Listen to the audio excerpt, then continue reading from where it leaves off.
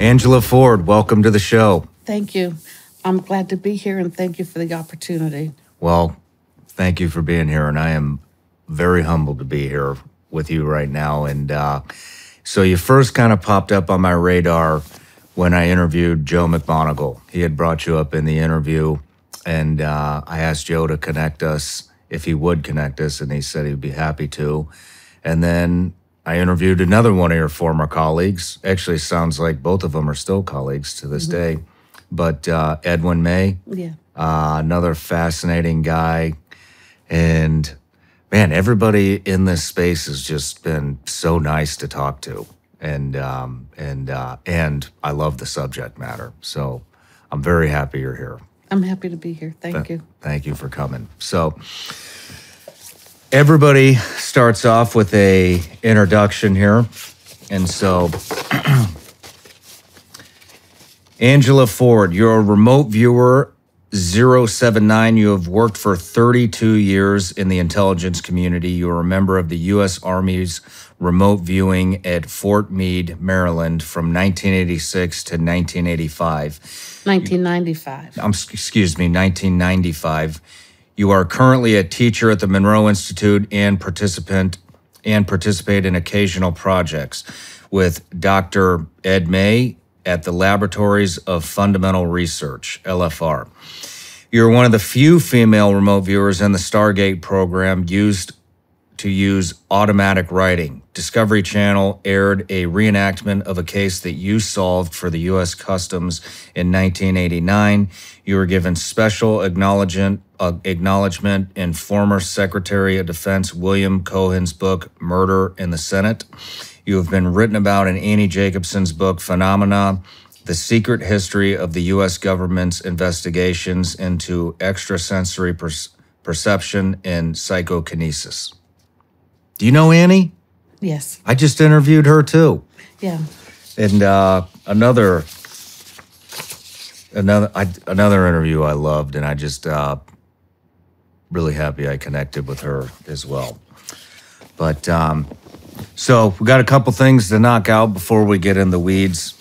I have a subscription network on Patreon, and they are our top supporters.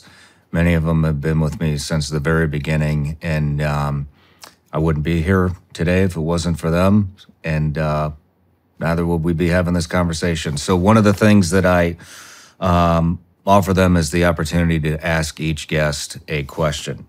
And so I thought this was a good question because a lot of people kind of categorize spirituality with remote viewing and ESP type stuff. So this is from Paul. Have you known any remote viewers who have claimed negative spiritual experiences in the process of their remote viewing? No. No. No, because people that I know were trained in remote viewing. Remote viewing is nothing more than ESP. It's when somebody remote views to gather intelligence, it's nothing more than what a psychic does. The information is out there. When somebody receives psychic information, it's mental. So the information goes to the brain, and then it goes on to the paper, whether you're doing coordinate remote viewing, extended remote viewing, whether you're using tarot cards, whether you're using a crystal ball. That's the manifestation of the information. So remote viewing is nothing more than ESP. It's a nice term that the scientists used. It's a nice term to use if you're trying to get money from Congress instead of saying psychic. And what makes remote viewing is the methodology, meaning that the remote viewer, the psychic, and the people involved in the remote viewing process are blind to the target. That is what makes remote viewing is the methodology. But if you ask a psychic we're going to do a remote viewing session, they're going to go into session and they're going to do whatever they need to do to gather the information. Okay. And you can't tell anyone. You can't tell a psychic, oh, well, you can't do that. You have to do this. Although in the Stargate program, they did have the coordinate remote viewing methodology because it was a manual. It was written by Stanford Research Institute, made the manual. It was nice to have to kind of show Congress that it's more technical. It took away from the spirituality but the Army took it as the military likes to train. So when the Army people saw this manual of coordinate remote viewing, then they kind of made it their Bible, and this is remote viewing. But actually, when somebody remote views, they're just being a psychic. I mean, you can see it, you could feel it, you can hear it. Whatever happens in a session, you don't know. Okay, that makes sense. Now, I've had other people who claim that they're psychic, that if they've had negative experiences, and I've had negative experiences, and I remembered whenever I had started training as a psychic, I was very young. A woman told me, she said, Angela, you're going to see positive, but you're going to see negative. You're going to feel negativity because this is what Earth is made of. Positive. There's positive and there's negativity. But I'm just not. Sometimes it's just there, but it's energy. It just kind of goes away. I've been doing it for so long and so much has happened to me, it just doesn't matter. But I do, people call me up and they get a little nervous. They go, well, I had this dream and what does this mean? Or they may feel like, I just had a guy email me the other day. I think he started seeing, I think he was seeing orbs in his third eye area. And I said, your third eye's, it's a chakra center that's opening up. But I don't know. I don't know. I just feel there is negative. And I know a lot of psychics that don't want to read people if they're negative. Well, good luck to that. I mean, we're not always going to be 100% positive all the time. Yeah. And then I know people, healers and psychics, they bring a client in and they'll go through a whole exercise of, talking, bring in the light, blessing themselves. We only want good. It's just, I don't know, I don't do all of that, but I guess, I don't know, I guess it's just negative and positive. Well, changing the subject just a little bit, when I walked up here to start the interview, my editor was sitting here and you guys were having a conversation, and it sounds like you had somehow tapped into his health. Can you explain what was going on there? He asked me if I could give him a reading sometime. And I said, I can do it now. So I just needed I needed to concentrate on something. So I asked him for his birthday, and he gave me his birthday. And from his birthday, I was able to tune in. And I felt like he was going through a huge year of change, which whenever he told me what was going on. He is. Yeah, huge change. He just moved. Yeah. And I said, it's the kind of aspect where people want change, but it could be more change than what you want. In other words, by the time this comes around in your life, you welcome change, but sometimes you get change that you don't want. And I said, you can even lose friends. Well, that made sense to him. And then I don't know why. I said, do you have a delicate, I just told him he had a delicate system.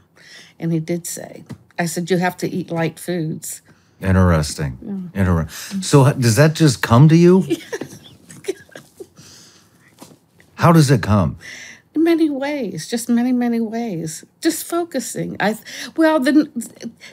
need a focus. I really do need a focus. And I knew I didn't have. His birthday kind of helped. I did some basic numerology, and then it's just that focus, and then it just kind of opens up the door, and then I can go from that. Interesting. It just opens up the door. Could you describe the chakras? Well, I guess there's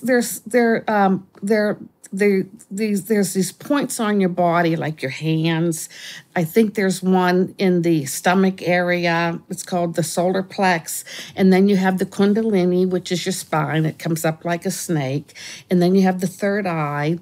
And you have your feet. And a lot of times when people become very sensitive or psychic, these points, they kind of, they open up. It's sort of like we have an aura.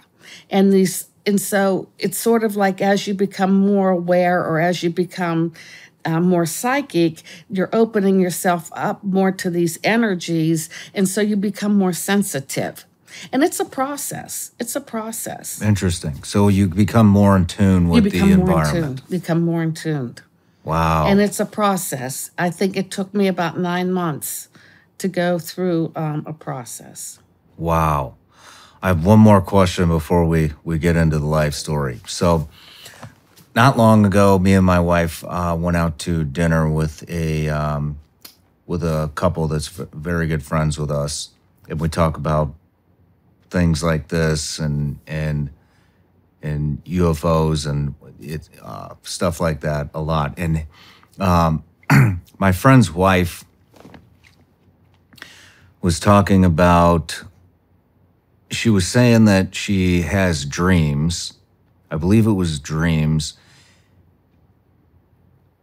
But she felt like somebody else was putting those visuals or messaging into her head. And so she would vocally say, hey, you're not welcome here. And I've seen some articles as of late that kind of talks a little bit about, I don't know if mind control is the right word, but kind of thought control.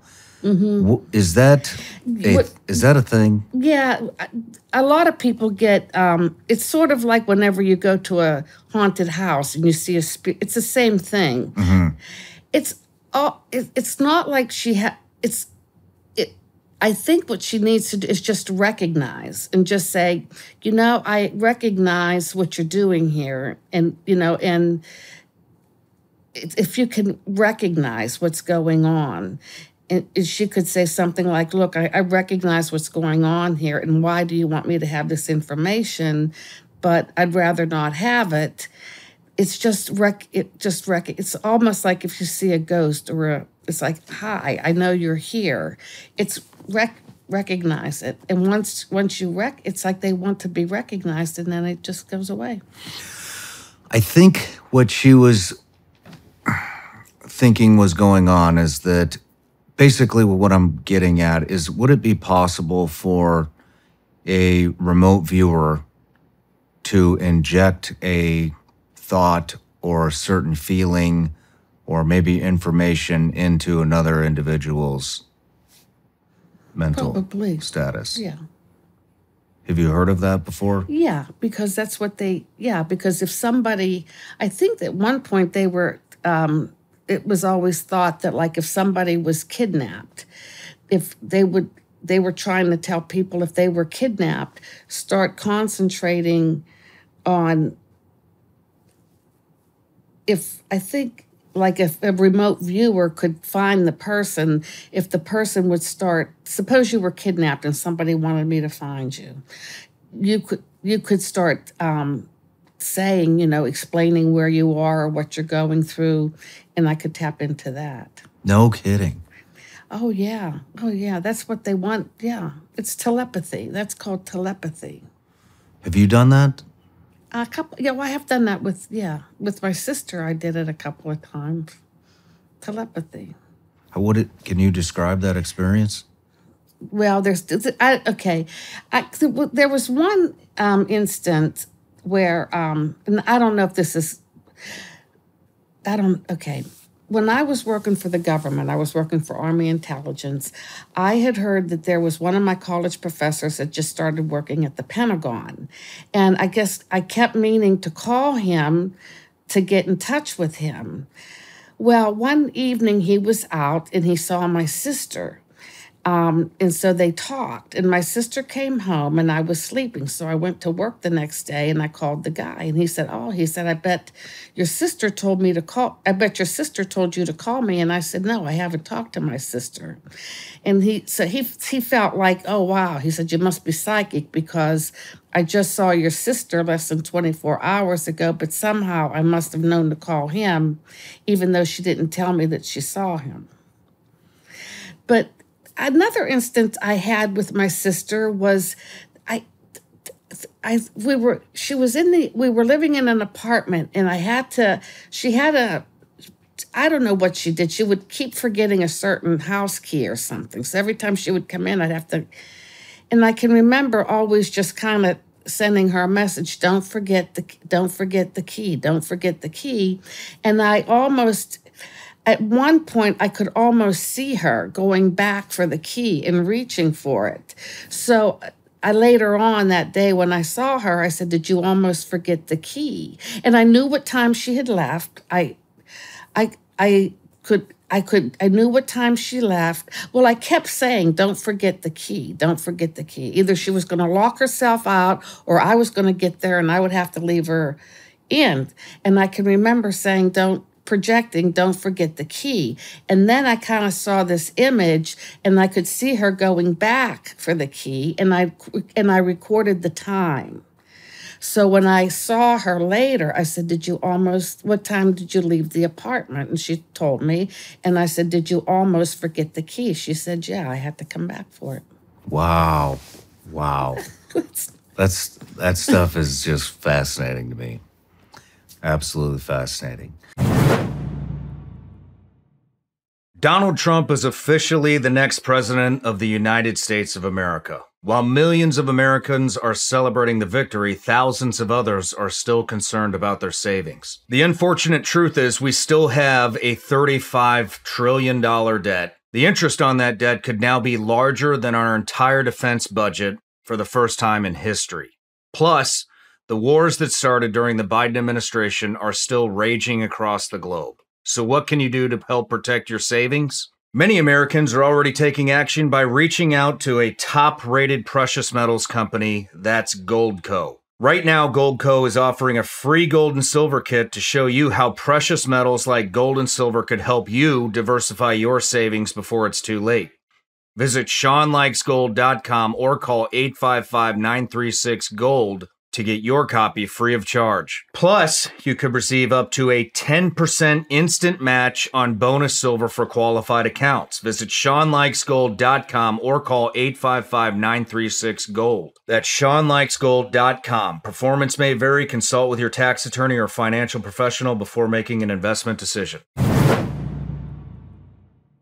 Join me and my special guest for the next behind-the-scenes experience exclusively available on Vigilance Elite Patreon. The behind-the-scenes footage is raw and uncut. This is as close to the set as you can possibly get. You can expect anything from off-topic conversations, studio tours, the final moments before the interview starts, and everything in between. The behind-the-scenes content is constantly evolving and will continue to bring you more as we grow. You can gain access for just $15 a month exclusively at Vigilance Elite Patreon.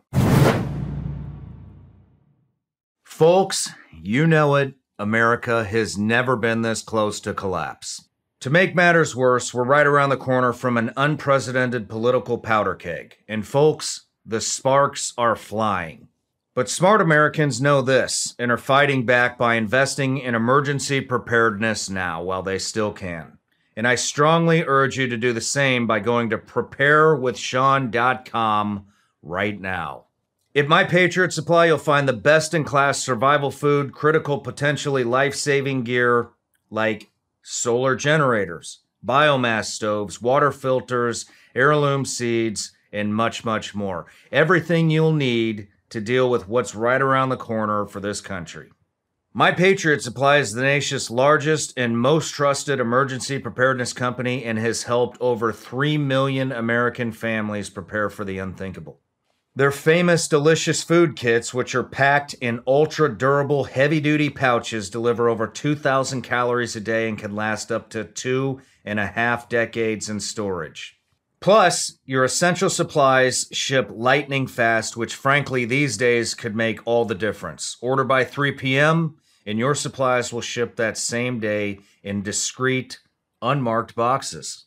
Go to preparewithshawn.com right now so you can join the ranks of the elite Americans who are ready for what's coming. Well, before we get into your life story, everybody gets a gift. Oh, here. thank you. So, this is nice. Oh, goodies. Those are Vigilance Elite gummy bears. Oh, yeah, my husband, I'm going to keep these away from my husband. Read them on. He has these all throughout the house, but no, thank you. You're welcome. But, all right, Angela, so we're going to start right at the very beginning. Where did you grow up?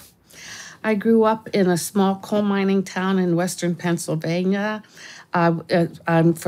I'm from Indiana County, Pennsylvania. It was where Jimmy Stewart was born and raised. Oh, cool. I'm Italian. I came from a large Italian family. Both sides of my family are Italian. And when I was very young, I had a lot of out-of-body experiences. What age did that start? Oh, 3, 4, 5, 6. I can remember when I guess they say at certain points of your life, I guess you get the spark of life, or there's a spark. I can remember when I began to walk, I can remember this spark going in me. And I knew it. I recognized I was a baby, but I knew a spark went in me. Wow. I was very aware of that. And I had a twin sister who had out-of-body experiences. Now, I told my mother, I would get up and I would tell my mother and then I started to have dreams. And there were a lot of dreams. It was about a lot of things, about world events when I was 6 years old. And I would tell my mother, and my mother would listen to me. And there are a lot of things about China, a lot of things about Russia. I was only 6 years old, and I would get up and talk about these dreams, but my mother would listen to me, and she never discouraged me. And as a child growing up, once I got into school and when I became busy, it didn't happen all the time. Things sort of faded away. But I was always curious in the subject because I knew I was flying out, I was leaving my body. I could see my body. I'm flying out the door. I'm walking through walls. I'm in the trees. So I was always interested in the subject, but I didn't. I'd go to maybe psychic sometime, but my mother was very interested in the subject. She had my mother had all kind of paraphernalia laying around the house, from Edgar Cayce to she had a lot of Edgar Cayce material. She bought a whole encyclopedia of the occult. We still have the encyclopedia of the occult. My mother was into it. She would listen to Jeannie Dixon and What Uri Geller on TV, and she liked country western music, and she believed in reincarnation. So, as a teenager growing up, she'd talk about reincarnation and turn up that country music. And I thought she was weird. And I just wanted... I was so embarrassed when friends would come over. And one time the car radio broke.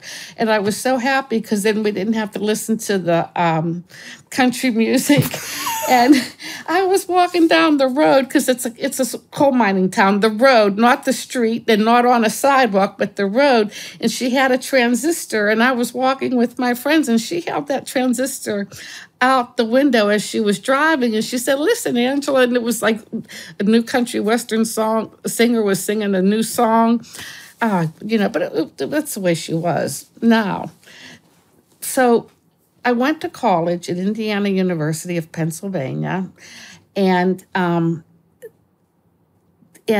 the year that I graduated, my sister.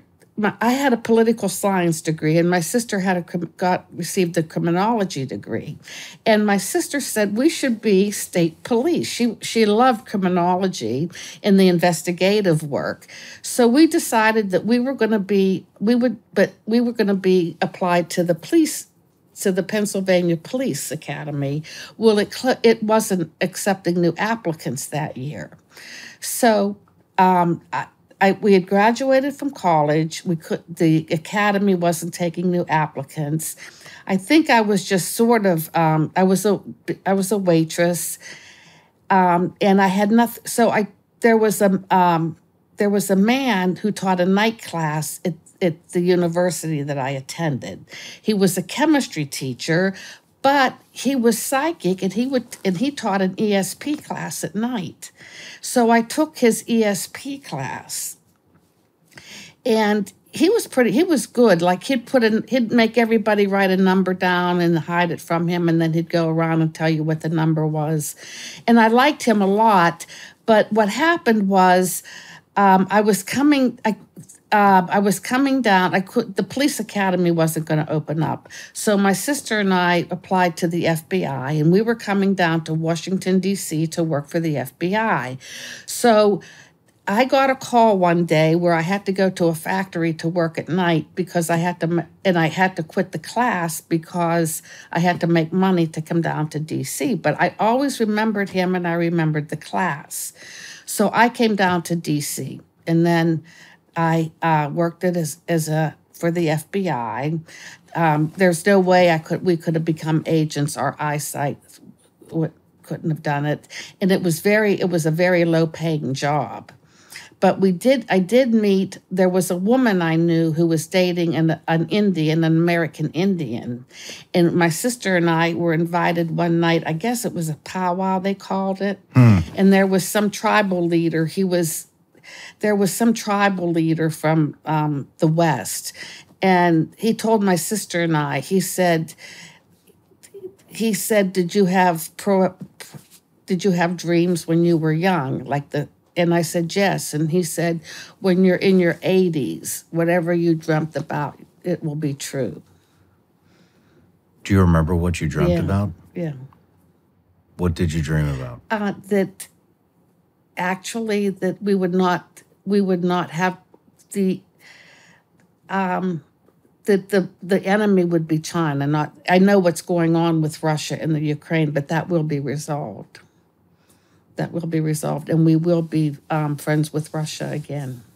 We will be. We will be. I remembered that, and it was China. China was the enemy. Wow, that's what I believe. Yeah, and this was during the Cold War. Whenever I had these dreams, remember Khrushchev and it was unbelievable. I would say, "Oh no, we'll be friends with Russia. We're going to fight against the Chinese."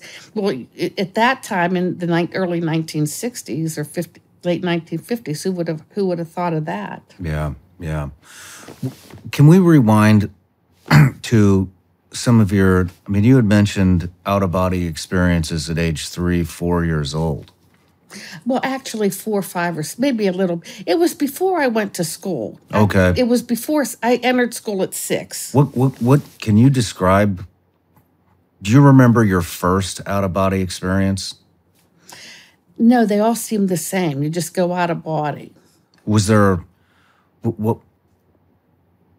what did the dream entail? Oh, it's not a dream. It's not a dream. It's you physically leave your body. You come out, and you're here in like a aura or a spiritual form, and your physical body's laying down. You can see your physical body laying down. So you're fully conscious. Oh yeah, fully conscious. Are you able to make decisions? Oh sure, yeah. It's like I want to go. Yeah, I could direct myself where to go. Wow. So where would you? I would go outside on a tree. I can remember one time I really wanted to go. I went to the sun, I think, one time, because I really wanted to get out of the earth. I wanted to go further.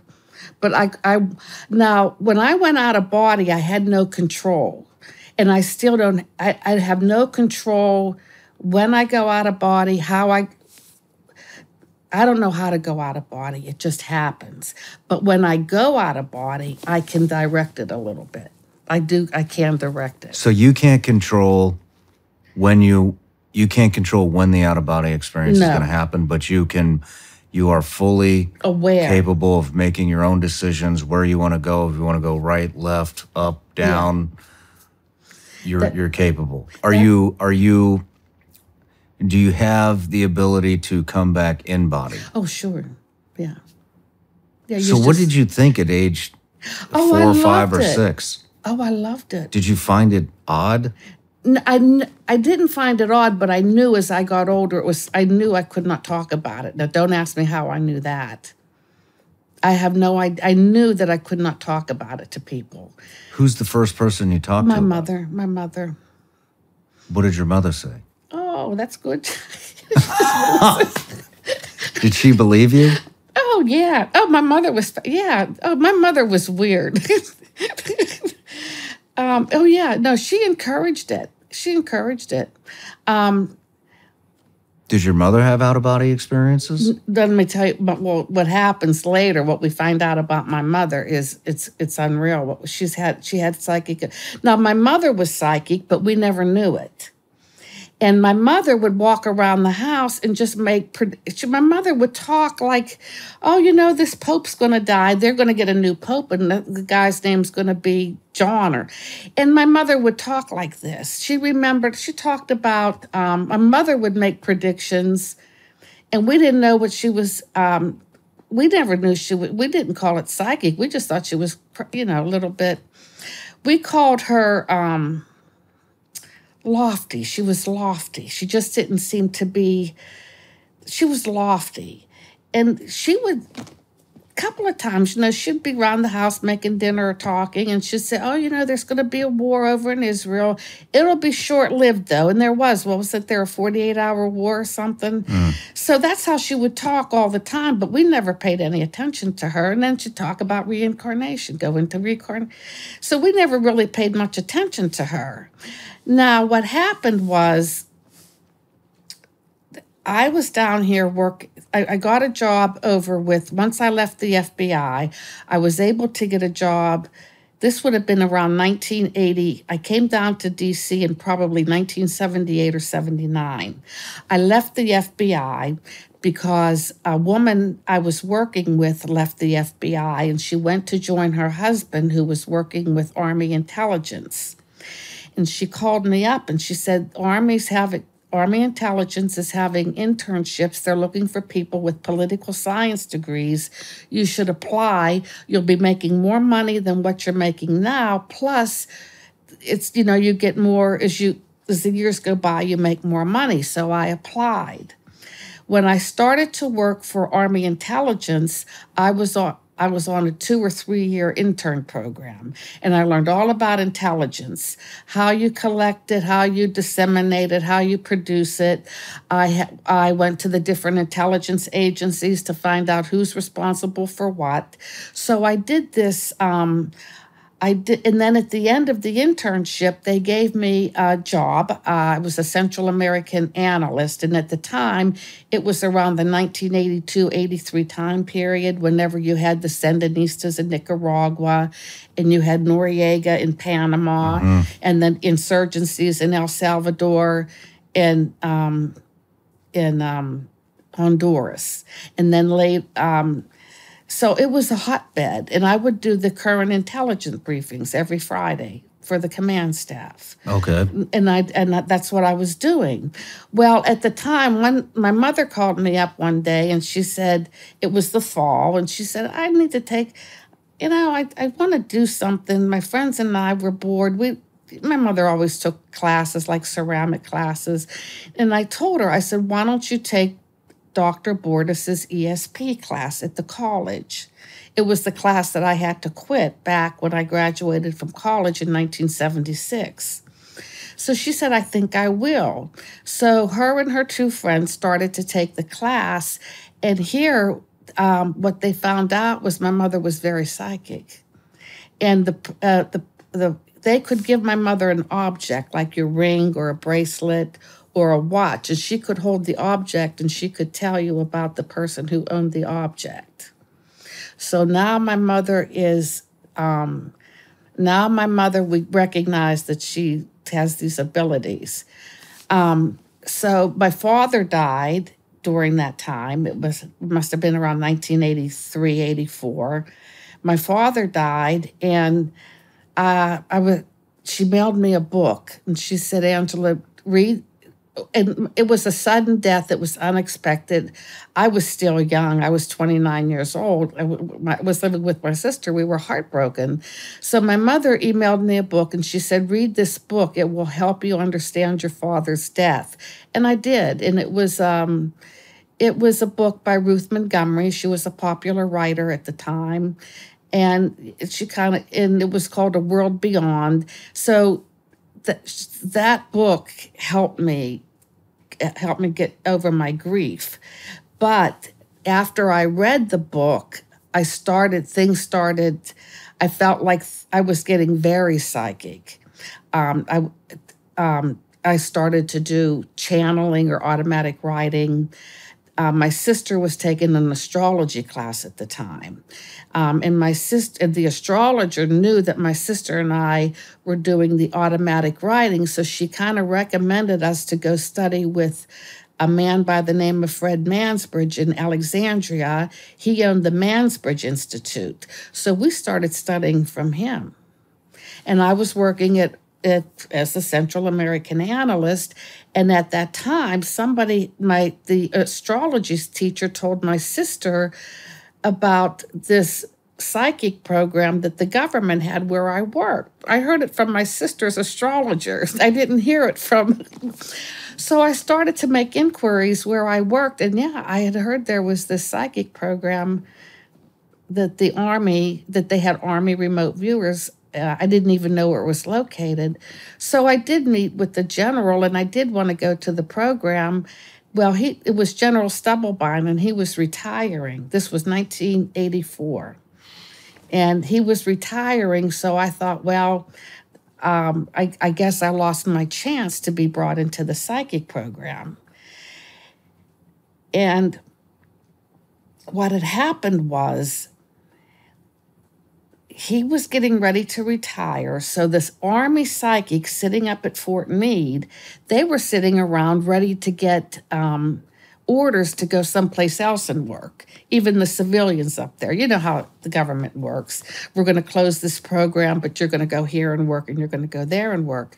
So they assumed that the program would be shut down because General Stubblebine was retiring, and he was the Army. The remote viewers were being paid by the Army. They were under the Army. Okay. Well, in the meantime, in 1984, Dr. Jack Verona, who worked at Defense Intelligence Agency, who was funding research into parapsychology at Stanford Research Institute and other places like Princeton and Duke University, he went to Congress and said, don't shut down the program, just transfer the program from Army to the Defense Intelligence Agency, which took about a year.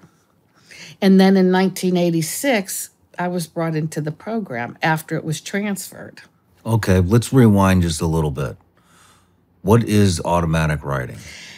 It's just a way of receiving information. Like if you ask a question, it's just a way you can receive information. Okay. It's like an anatomic. You just get the information through writing. So you think about a question, something, yeah, and you just start writing. No, somebody asks a question, and then it kind of goes, and then I just sort of write out the answer. How does that come to you? Well, at first it came slow.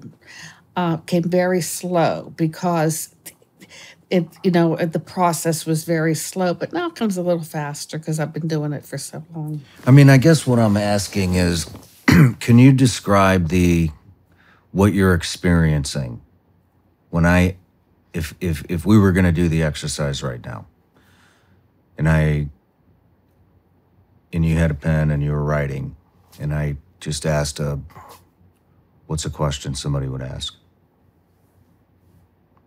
Am I going to get a raise? Am I going to make more money? Okay. Yeah. How does that answer come to you? Can you please describe that experience? It just comes. It's like a door. It's like just a door opens. It's Is it just a thought that is in? It comes fast. It comes fast. It can come very fast. It comes fast. How do you clear your head so there's only that one thought, or do you? I try to. I try to be disciplined, but sometimes you don't. But sometimes it just comes. I don't know if you've ever watched psychics on TV. Like, was there a man, John Edward, or Treese? They had the Long Island psychic. Mm-hmm. If you ever watched them, they talk fast. The information comes fast. That's how fast it comes. In fact, I went to see John Edward in Baltimore, and he came out and he said, I'm going to start giving information, and if it pertains to you, raise your hand. And then he would walk over to the person and he would say, do not ask me any questions until I am finished talking. And he said that it's like these, the information just comes so fast. Is it a thought in your head that you write down, or is it your hand that just writes it? No, the hand is the manifestation. Again, the information is out in the ethers. You're asking me a question. I have to go out there. My mind has to go out into the ethers, or it has to go out into this energy field. So the information is here, so it manifests on the paper. That's why a lot of people can give a reading without anything. Like I know psychics, they'll just stand, they don't use anything. I think I guess that I like to rely on my paper and pen. When did you and your sister have a conversation about what was going on, if it was happening to both of you? Oh, and she came home one day, and I was doing the automatic writing, and I showed her what I was doing, and she said, oh, I want to do that. So she did it too. Is that when she found out? Yeah. Wow. And you guys are twins. Yeah. And Joe McMonagle has a twin. Yeah. Is there any? Oh, sure. And is there genetic. My mother was psychic. I had heard years later that my father's father, before he came to the United States, he traveled all through Europe with a tray, and on the tray was a bird and tarot cards, and he would make money by giving somebody a reading. The bird would pick up the tarot card, and my grandfather would give a psychic reading. So I have it from my father's side and my mother's side. So it has to be a gene. It has to be a gene. Do you think, I talked with Joe about this, I think I talked to Ed about this, maybe John Alexander as well. Did all humans have this at one point in time? Oh, I think it's always been there, but it's always, why are we born? We know intuitively, we know when to come out of the womb. It's like psychically, we know when to be born. I believe psychically, we know when to leave too. Really? Mm-hmm. I watched my mother-in-law and a brother. I feel like they knew when to go. They knew. It's like they took themselves out. Wow. I think we all have it. It's just not accepted in our culture. It's just not accepted in our culture. Other cultures have an easier time with it. And if this is against somebody's belief system, you're not going to do anything to change their mind. Yeah, I've figured that out. There's I've heard a lot of people say it's demonic. I've heard all kinds of things. See, now, Why do you think we've lost it though? If you believe everybody I think had this gift at one point in time, I think the church. I think. Okay, I watch a lot of the. I think a lot of it had to do with the church back a long, long time ago. Whenever the Christianity came about in Constantinople. He wasn't only an emperor or a ruler, he was also wanted to be a religious leader. So I think he took a lot of things out of these things out of the church. That's why you have groups like the Masons and you have these secret societies. I mean, I think these people know this stuff, but it's just not talked about.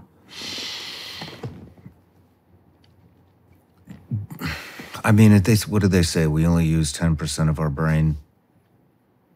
I mean, do you think that through advancements in technology that we are losing brain sensory?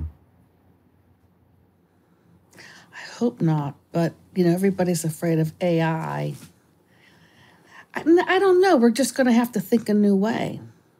There's a book out called Human Design, and the guy that wrote it said that even children, the next generations, as they come out after us, their brains will be different. They will be more, I guess our computer systems are changing or things are changing. So when these new people come, somehow they're going to be geared up to understand maybe things that we couldn't. So I guess there's an evolution. And in that evolution, we're losing psychic abilities. Yeah, and we shouldn't. We should be gaining more psychic abilities. How would we gain more? I think just being aware, having more awareness, being more in tune, and understanding that I don't understand people. I don't know. I just think being psychic really is just being aware. You don't even, if you could just go into a room and just be aware of who's, what's in that room, who's in that room, how is that person feeling, read the room, read the people. But people don't do that. They just go in and talk. Yeah. So it sounds like you're kind of saying just being in the moment, completely aware of your surroundings and paying attention to your thoughts, to what's happening, to maybe coincidences. Yeah, nothing is a coincidence. It does seem that way. Nothing is a coincidence. When did you come to that conclusion? Just because everything. I mean, how I got to Army intelligence, I never thought I would work in D.C. I would have been happy in Pennsylvania. I had relatives that were involved in local politics. I was working on political campaigns. I was happy. When I came to D.C., it wasn't easy. Working for the FBI was difficult. It was the years after Hoover had died, and they were trying to make a transition into hiring minorities and working with minorities. And then I went to Army intelligence, and they were, I think they had a problem because I was a female civilian, and you need the civilian workforce in a military because they stay. Mm-hmm. So it wasn't easy. I mean, it really wasn't easy, but I had nothing else to go back to. Even when I would try to go back to Pennsylvania, I just couldn't find anything to do anything. So how did you get selected for the remote viewing program? Well, what happened was I had found out through my sister's astrologer that I had found out that Army intelligence, where I was working, had these psychics. remote viewers. I didn't know it. So I asked to meet General Stubblebine to see if I really wanted to go to the job. But then I got in trouble with my command, I guess because I skipped my chain of command. My immediate chain of command got very upset with me. And then General Stubblebine was retiring, so I thought that, well, I wouldn't be able to go. But then he retired in 1984, and everybody thought that that the psychics, the remote viewing program, would go away. But Dr. Verona picked it up in 1985 and transferred everything to Defense Intelligence Agency. In January 1986, I got approached by the people at Fort Meade. They sent someone down to interview me for the job, and it took 6 months to get from Army Intelligence to the Defense Intelligence Agency to work as a remote viewer. They interviewed me, I did personality tests, and my clearances had to be sent from Army to DIA. What was the interview like? Just a personality test. Just general questions, but I think General Stubblebine told them to hire me. So as far as the interview, I figured I was going because it was the type of program that you couldn't apply for. It was a special access program. You couldn't apply for it. They took people. If you met somebody and you thought they could fit in the unit, that's how they were brought in. So I'm sure if a general called like the commander up at Fort Meade, who was the head of the remote viewers, and said to bring me on, I'm sure they would have listened to him because he was a general. Okay.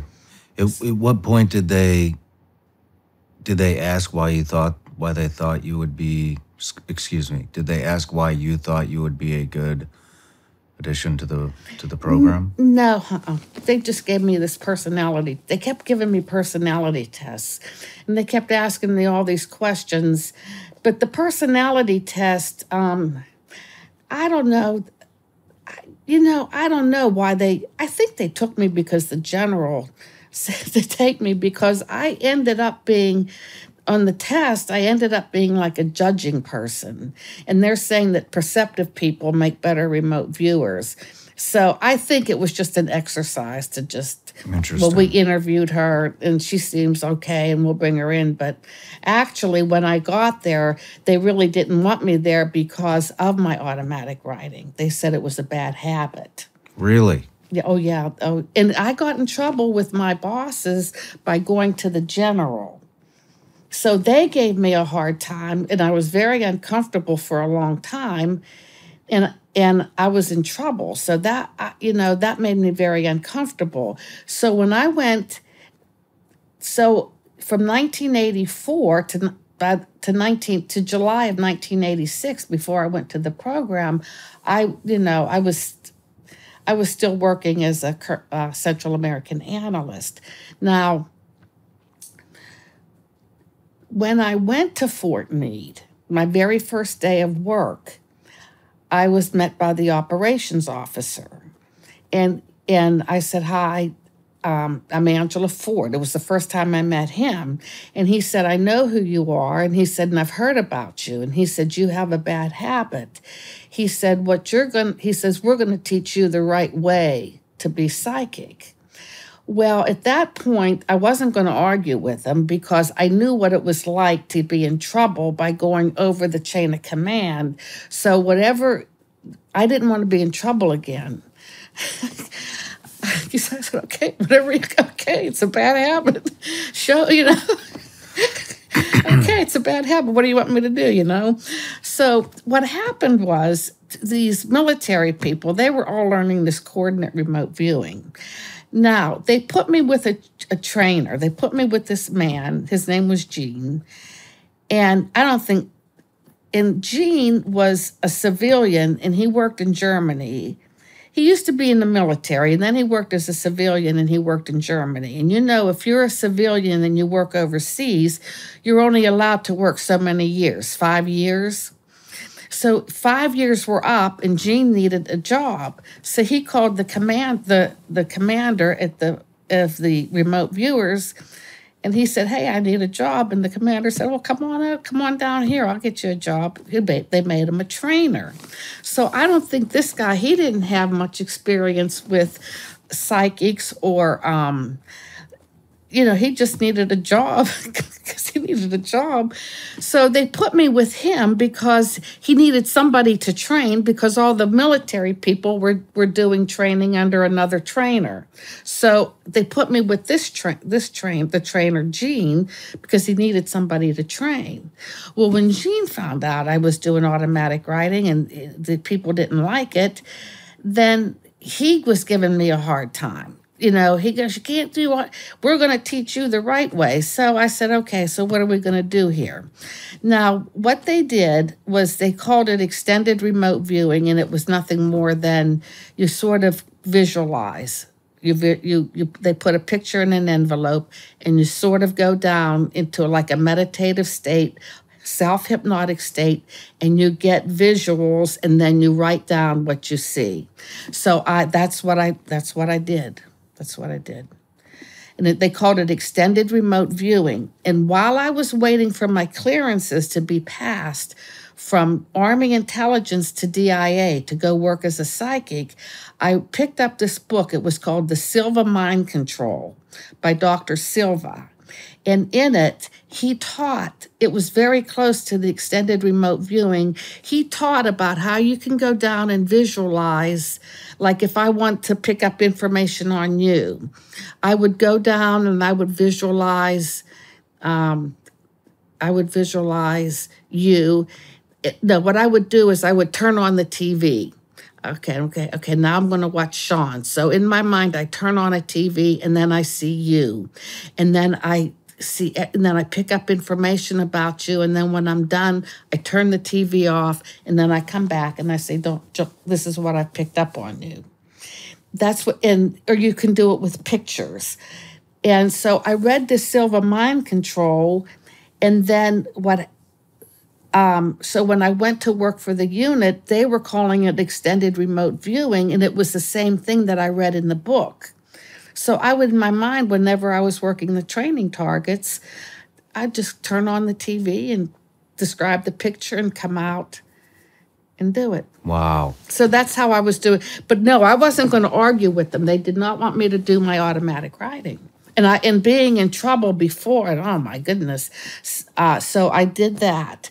Now, about a year and a half after I was with the program, my trainer left, the commander left, the one woman left, everybody left. And they brought new people in. And they brought in one training officer, and he said he didn't care what people did because he wasn't wild about the coordinate remote viewing. And he used to be a remote viewer. He didn't care about methodology. The thing with the military was they were proud because of their methodology. They had this coordinate remote viewing. They had extended remote viewing. And this is the way it's properly done. This is how this is how to be a psychic. This is the way you do it. Well, I come more from a spiritual whatever background. And I would have thought that if you're going to go work as a psychic for the government, you would have thought at some point some of them would have picked up a book or went to a metaphysical church or done something to look into the subject. But they took it as very matter of fact. So what happened was about a year and a half, things started to change. Management started to change. And I told my boss, Fern, I said, I want to do automatic writing. He said, well, you can do it. So he said, you can go home and do it. He'd give me tasking, and then I'd go home and do it. But one day I walked in, and I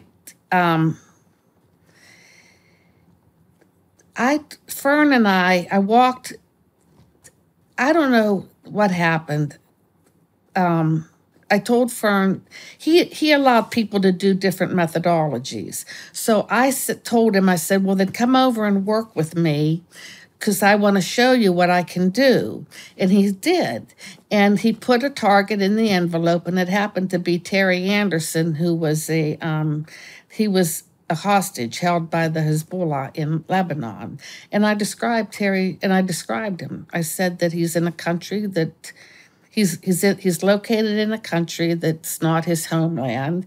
I felt that he probably was restricted, and that I felt that eventually he would come out and he would be well. So that hit it pretty much. So Fern, we started working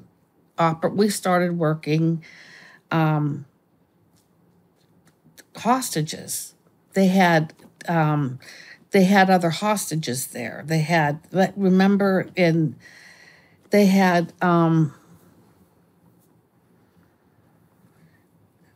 lot of university professors at Beirut that they had kidnapped. They had a man named Pohill, and I kept saying his throat hurt. And he came out, when he got out, he was diagnosed with throat cancer.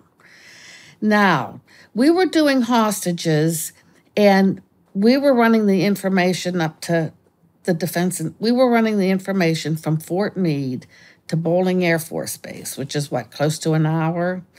So whatever hostages I was working, they were running the information up, and the people were taking the information and giving it to the Israeli embassy, and the Israelis were acting on the information. Now, we got a call one Sunday, and they said that there was a Marine, Rich Higgins. He was a Marine colonel, and he went to Lebanon, and he was kidnapped. And they asked if we could find him, and they were very concerned because he was military, and they were afraid he was going to be killed. So I worked the case, and I knew his movements. I was saying he's moving here. I was picking up things that they could come back and say that, okay, I was more or less matching what the intel messages were coming in, but they did not know where he was. So they were giving me pieces of imagery. So I went to a piece of imagery and I said, he's right there. And I pointed to where Higgins was. And of course, the military people in the office said, well, there's nothing there. It's all woods. Why would he be there? But the analyst said it's old imagery. So the hostages, the terrorist, about a month later after I had put Higgins in this location, the hostages left. Sometimes they let hostages go. Mm-hmm. So there was a hostage that was let go by Hezbollah, and it was a German guy, Cordes. So our analyst went over to Rhein-Main in Germany to debrief him. And our analyst asked, do you know where Higgins is? And the Cordes, the released hostage, said, he's right there. It pointed to where I had pointed to. Wow. And the analyst looked at him and said, but there's nothing there but woods. And the Cordes said, no, they built a structure there to put Higgins in. And that's where he was. Wow. Was that your first? Yeah, that was pretty good. One time I had Terry Anderson in the Bekaa Valley, and the analyst came back and said, oh, he would never be in the Bekaa Valley. It's not the MO of the terrorist, but he was sighted in the Bekaa Valley at one time. I mean, what does that feel like to get a confirmation? It was overwhelming, but see, what happened was I felt good about everything, but they didn't really like me. It was just hard. Why didn't they like you? Joe had kind of mentioned that I don't remember his exact phrase, but it kind of sounded like he was saying you never got a fair shake. First of all, I think they resented the fact that how I got in by a general, which didn't bother me because I worked in the system long enough to know if somebody higher up wants you, they pick you and you go. And I've seen it. And I've seen they do it with males. That, and I think because I was female, I think because I had the ability before I went in, they could not control that. Interesting. They could not control so that. the majority of the remote viewers, they don't have the ability before? No, the Army felt that you could bring people in and train them. And you can train a person. You can put a picture in an envelope and you can train a person how to access and describe that picture. But I could find people, I could find things. That was just something I could do. It was like, it was my mind, that was the way my mind worked. I think they resented the fact of how I got in, the fact that, and they knew I had this ability. And I can remember when my information started to be, when they were using my information for operational purposes, they were fighting with my boss because they felt that it wasn't scientifically proven. How are you going to scientifically prove it? I don't know. And that they needed results. I had to prove my results to them before it should be used in an operational mode. Why would I have to prove myself to them? They're not scientists. They were hired to remote view just like me. But I did, I think because the information, we were working in a fully operational mode. They came down, they couldn't find Gaddafi's. Remember the Gaddafi was supposed to have had a chemical plant that nobody could find, or they said they knew where it was, but they didn't know how the chemicals were getting there. Or every time they would go, they could never find the chemicals. So they asked me, they said, what's going on? So I said they were bringing it in. I named this vessel, and I called it potato, and I spelled it like potato. So we wrote a report up, and it was brought to the analyst, and Dr. Verona saw the report sitting on the analyst's desk. And he says, does this mean anything to you?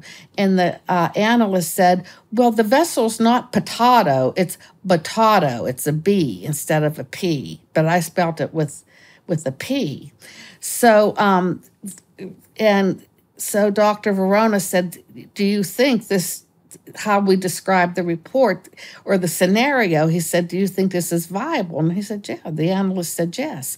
So Dr. Verona went to the commander of DIA, Defense Intelligence Agency, and they called Turkey, and they pulled up a submarine to watch that vessel. And it came back as highly probable. So they watched the vessel. The vessel sailed the route that I said it was going to sail.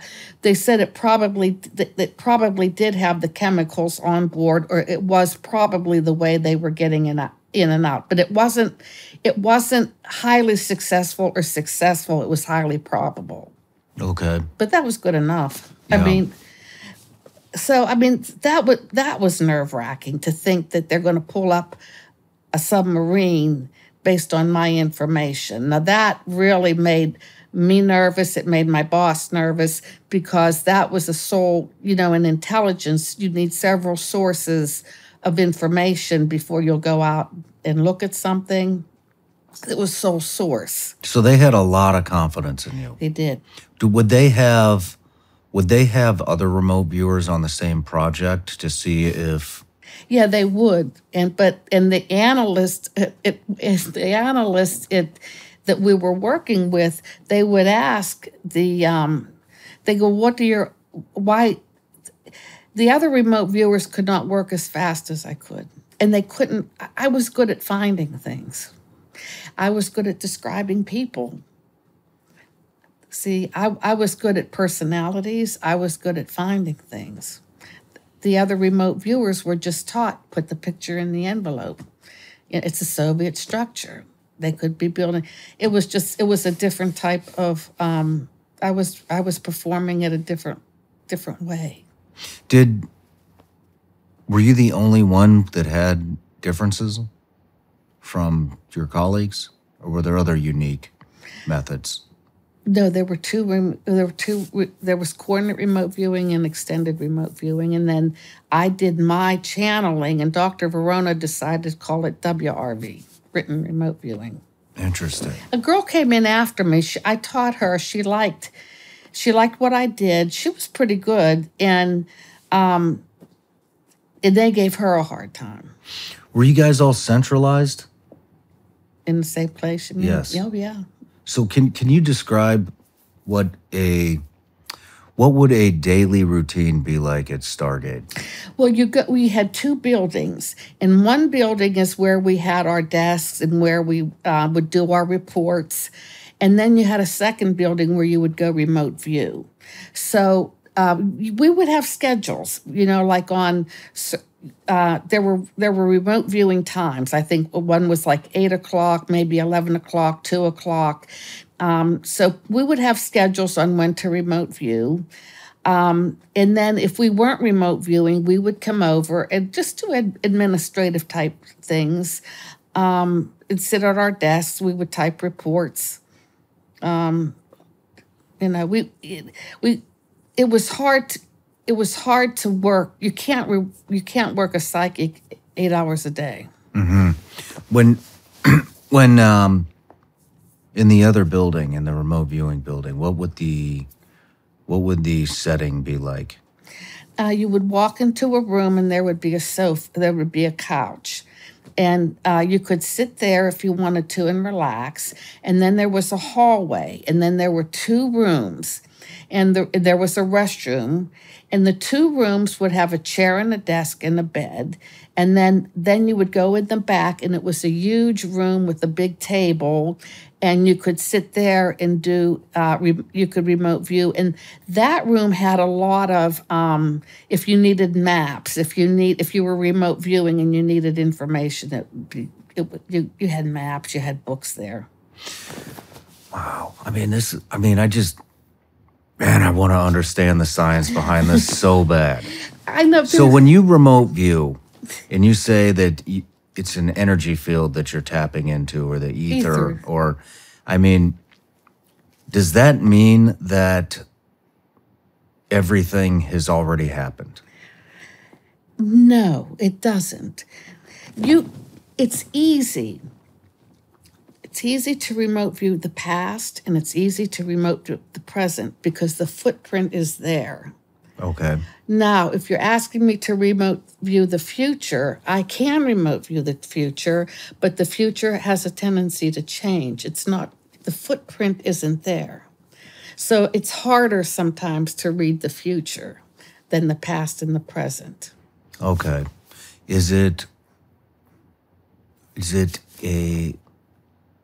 mentally exhausting? Oh my goodness, yes. Yeah. What does it feel like? I just couldn't. There were times I just couldn't work. I had found a fugitive, a customs agent that went bad, Charles Jordan. They brought me in on that case. We were having good luck with the hostages, and we were doing some other locational work that I was having success with. So there was a TV program, The 10 Most Wanted. It was and there was a man named Charles Jordan. He was on the 10 Most Wanted list. He was a customs agent that went rogue. He took the money from the drugs, and he didn't want to be. He went dirty. He was dirty. So Customs called in Dr. Verona and said, we're looking for this guy. And, in police or military organizations, if they're dirty, they really want that guy bad. To think the whole mentality is we got to have him because he's bad. So I went into session with Fern, and all he did is he asked me, where was Charles Jordan? And it came out, I said, Lovell, Wyoming. And it came out like that. It just came out. And he looked at me and he said, he was from Lovell, Massachusetts. I said, the guy was in Lowell, Wyoming. And Fern said, well, I was born in Lowell, Massachusetts. Are you sure you mean Wyoming? And I said, yes, because I had the feeling of the West, the Wild West. That whole feeling came over me. And I said, no, it's Wyoming. So we had some maps there, and we were looking through the United States maps, and we looked at Wyoming. And he said, well, there's a Lovell, Wyoming, not Lowell. So I spelled it Lowell, but it was really Lovell. And I said, well, that's close enough. And then I wanted to leave. And I think he wanted me to work more because, you know, in the government, you just can't have a report saying Lovell, Wyoming. So but I couldn't. I figured that was it. Wow. And we didn't think we had credit for it, but we did. We found out years later that nobody believed me what I said. And then they found him. And when they did the reenactment in 1995, we said, oh, it's too bad we didn't get credit for the, for finding the guy. And they said, oh, no, it was because of my information. They said the man, Charles Jordan, the one he sent his mother a picture of himself to show her that he was healthy and that he was okay. And when they saw the pictures, they saw the Wyoming license plate. And so they knew I was right. And then they started looking up in Wyoming, and a security guard at Yellowstone saw him. But they said, no, it was because of me. It turned the whole search around. Wow. And they found him. Wow. Okay, now, you ask about automatic writing. It is spirit writing. Have you ever heard of it? No. It is. It's like you get, people say it's your higher self. I feel it's a guide. You know, we all have guides or angels. Okay, so what happened was I was writing, spirit writing, and the spirit kind of identified himself as George. Okay, now I want to tell you the story because you're talking about negative and positive.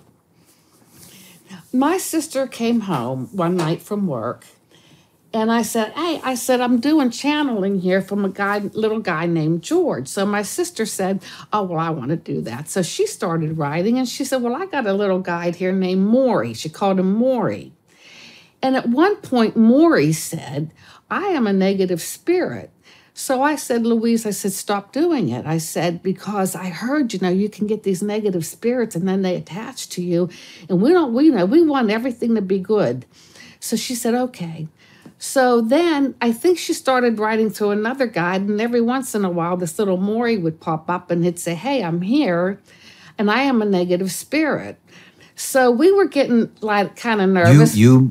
You had interaction with him too, as well? My sister did. Just your sister? Did. Okay. And every once in a while, he would pop up. So I didn't know what to do. So I don't know who I talked to. It could have been somebody at work because and they said, oh, your sister needs psychiatric help. So I went back to my sister and I said, Louise, do you think you need psychological help? She said, probably. So we kept writing. She said, probably. Who doesn't?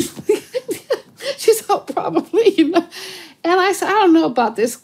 I don't know about Maury. So, but we kind of liked him, and he was sticking around, and he was giving us pretty good information about, my mother's dead relatives who we didn't know. So he'd give us information, and my sister would call my mother, and she'd say, oh, yeah, that's right. And he said that my one cousin was going to have a baby. They've been trying to adopt for years. And, oh, yeah, they're going to get their girl on March 19th, which they did. So he was pretty accurate. But then he would say, oh, and by the way, I am a negative spirit. So I went to see Fred Mansbridge because this astrology woman told my sister we should go see Fred Mansbridge. So the night before my sister went to see Mansbridge, she was going to have the first session with him. Maury said, tonight I am leaving you forever. And we said, by that time, we had him around for about a month. And we're like, oh, you don't have to leave. You're okay. And I said, don't tell anybody he's negative because we really liked him. So he said, no, this is it. I'm leaving you forever. So the next day when my sister went to see Fred Mansbridge, my sister said, I'm channeling through a guide named Maury. And Fred Mansbridge said, no, you're channeling through a guide named Maurice. Maurice is the positive and Maury is the negative. Address the guide as Maurice. So from that point on, she addressed him as Maurice, and Maury did leave her forever. Wow. Wow. Maury did leave her forever. So he really wasn't bad. He was good. I mean, we liked him. We liked him, and we're like, oh, you don't have to go. And So what you're saying is for every positive, there's a negative. That's right. Wow. Fascinating stuff. That's why it does it. And I thought, well, there's your answer on your negativity. Man. There's your answer on your negativity. When they bring you in, is it a single remote viewer, or do they bring in a team? No, it's a single remote viewer. Single remote viewer. Yeah, you can't work with other remote viewers in the same room because you could be picking up what they're thinking. I was wondering about that. Yeah, even whenever people work in groups, when you go to these metaphysical churches, or they put psychics in a group, and then every psychic will say, you could be picking up on what the other psychic said. So no, you always go one at a time. Interesting.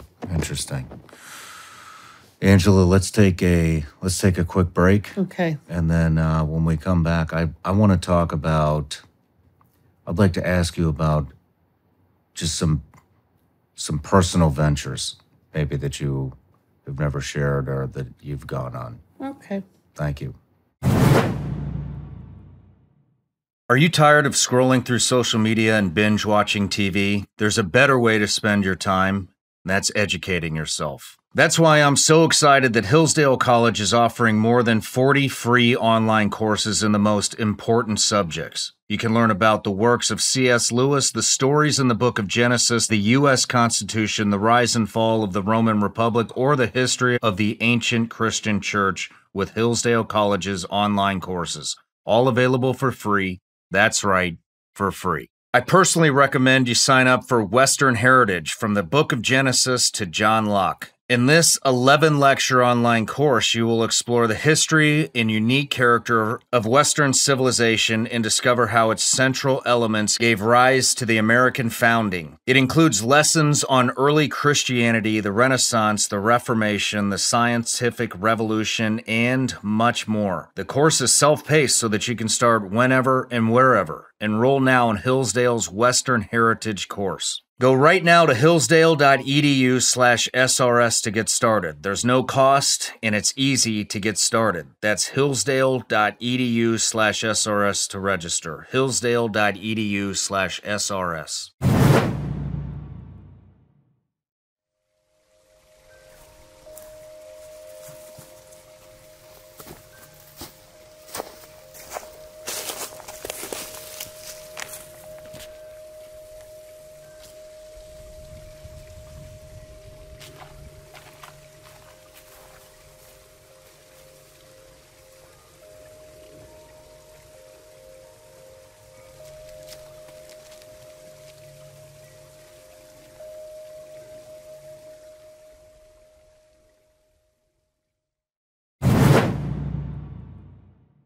Have you struggled to find tees that fit right and feel good? Are you tired of the boxy, unflattering look?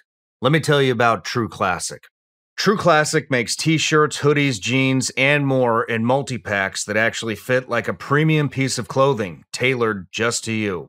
And you can get this premium fit at a super affordable price. I love the fitted t-shirts and hoodies from True Classic. They fit perfectly, wear well, and I feel great in them. The holidays are here, and True Classic's ultra-comfortable, perfect-fitting essentials make for the perfect gift for you, and if you're a woman, that special man in your life.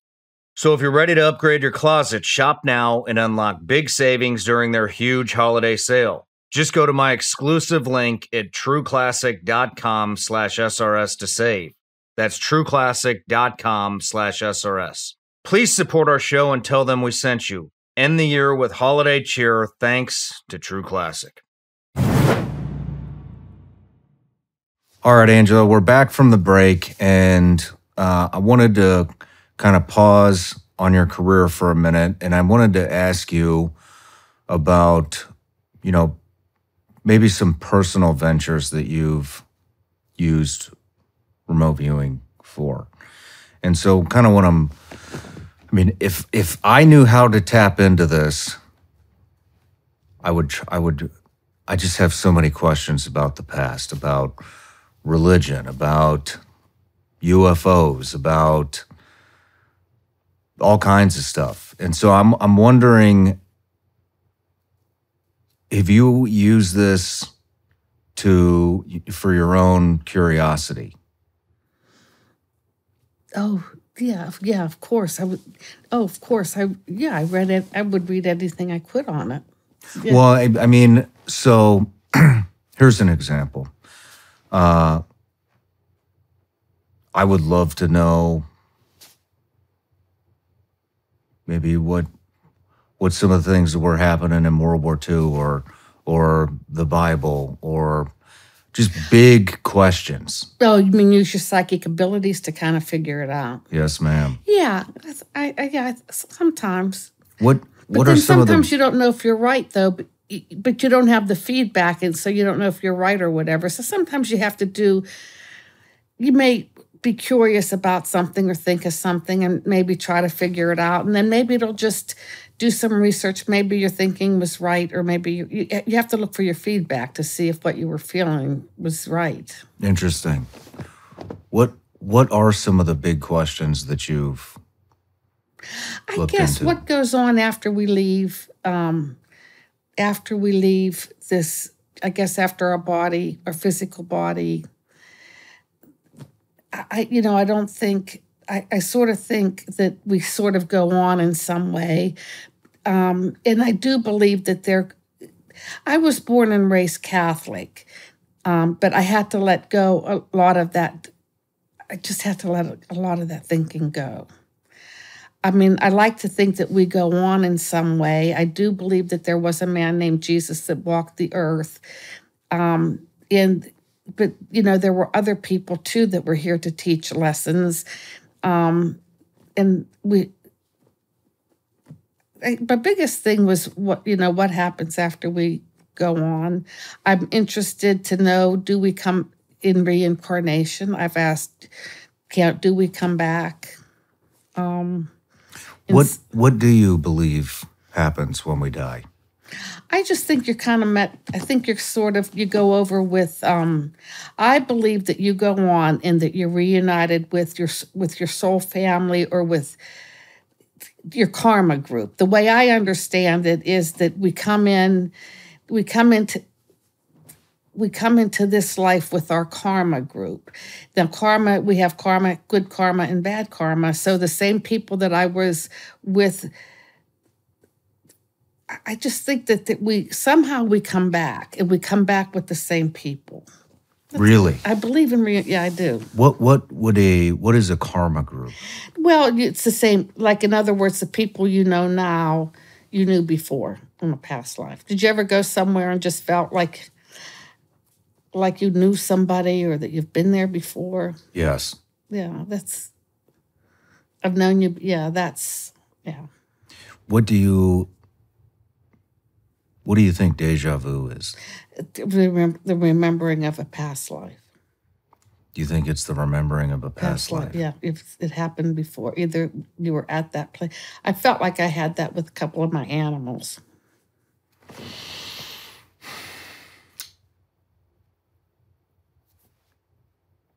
Why do you think that? Why do I think what? Why do you think that we travel with a karma group? Because it just makes, because we have things to work out with them, I guess. Who would be in that karma group? Friends, relatives, friends, people that you meet all through your life. Everybody that you know. Everybody everybody in your sphere of... You would know. I think it was explained to me like, you've got 1 million people will leave this earth, and then 1 million people will come down to replace the 1 million people that left. Do we immediately come back? I don't know. I don't know. I don't think so. I think you kind of have to wait for your karma group to figure out, you know, if you come back this time, are you going to be my mother or my sister or my father or. Why do you think that we come back? What have you experienced that makes you believe probably to get better and to whatever errors we have, try to replace them. There's a reason why we come back. Do we need to learn more love? Do we need to learn more patience? Have you had any experiences that solidify your beliefs? Not really. I mean, I don't have any scientific evidence. I did have one woman put me through a past life. And I don't know if it's true. It was sort of like a hypnotic state where you kind of go and visualize a past life. And I think I was in Nova Scotia growing wheat. I remember that. But I remember also there was a religion there that was very strict. I can remember in whatever under that session, I remembered belonging to an organized religion that was very strict. And so when I came out of that, I probably figured, well, the Catholic religion that I grew up with probably that energy was probably coming from that energy from that past life. And so somehow maybe I cleared myself of it in this life. Have you tried to look into religion at all, such as the crucifixion?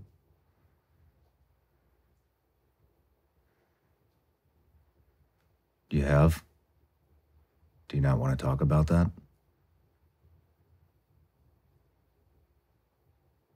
Okay. Do you want to talk about, you had mentioned you had a UFO experience. Yeah, when I was 13 years old, this was another thing, too, that had happened to me. We were playing, a bunch of us kids, we were playing baseball. It was a spring day, and it was right at that time that the day goes into, it was dusk where the day goes into the darkness. So we had to quit playing baseball. So we were walking across the baseball field and we heard the shh. And we saw an unidentified object. It was green light with the ring around it, and it just went over us. So we screamed and we yelled, and people came out and they pointed to the object. So yeah, I did have a UFO experience. And so that all kind of leads you into thinking about stuff too. It does. It does. Have you looked into any more UFO type stuff or extraterrestrial? I spoke with Joe about this, and he had I don't remember the date, but it was, I don't remember the date. It was BC, and they wanted him to remote view Mars. And he had remote viewed some type of a pyramid that are you familiar with this? Mm-mm. Well, he had remote viewed Mars. I'm just going to throw an arbitrary number out. Let's say 10,000 BC. It's probably not 10,000 BC, but I'm just throwing a number out. And he had remote viewed Mars, and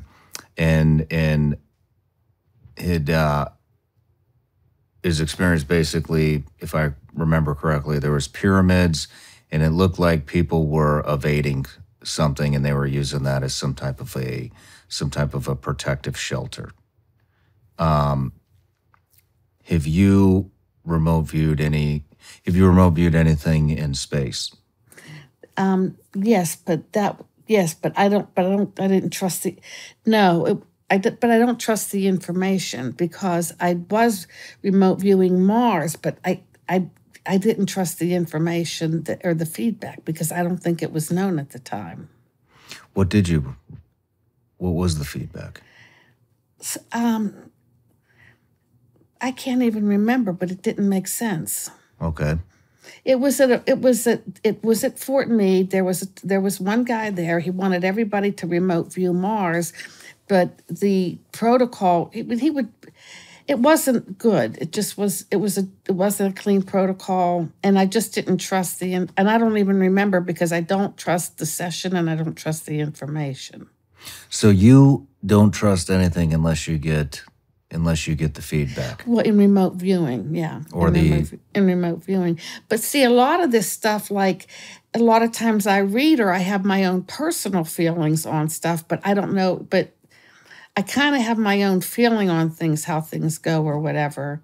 But, in the psychic world, if I'm performing, I would need the feedback, even if I give psychic readings. It's sort of, I kind of have to take what my thoughts are or what my beliefs are. I just take it out of the equation. Is that hard for you to do? No, because I know what I believe and I just know what I can't. Why do you believe what you believe? Because with reincarnation to me it makes sense. To me it makes sense. I had a lot of questions about why I felt certain things or why I thought a certain way. And when I started to study about reincarnation or it closed up a lot of answers for me. It just made, I didn't believe in reincarnation at first because I was born Catholic. But once I overcame that hurdle and started saying this could be possible, I even opened up more psychically. It was like I had to get that belief system. It just was another. It was just made somehow on some level. It made sense that it just opened me up more. Interesting. It didn't scare me. It was like, that makes sense. I guess energy doesn't die. We can come back. Have you had any visions of past lives? Well, I had the one woman, like I said, with the Nova Scotia, but that was like a hypnotherapist. She kind of put me under. But yeah, I feel like I may have been in England at some point. But I had a dog. That dog, I felt I just knew I went through something with that dog, and I have a cat now that I just feel like I just feel it. It's just something you feel. I guess you just can't. It's an intuition. Yeah.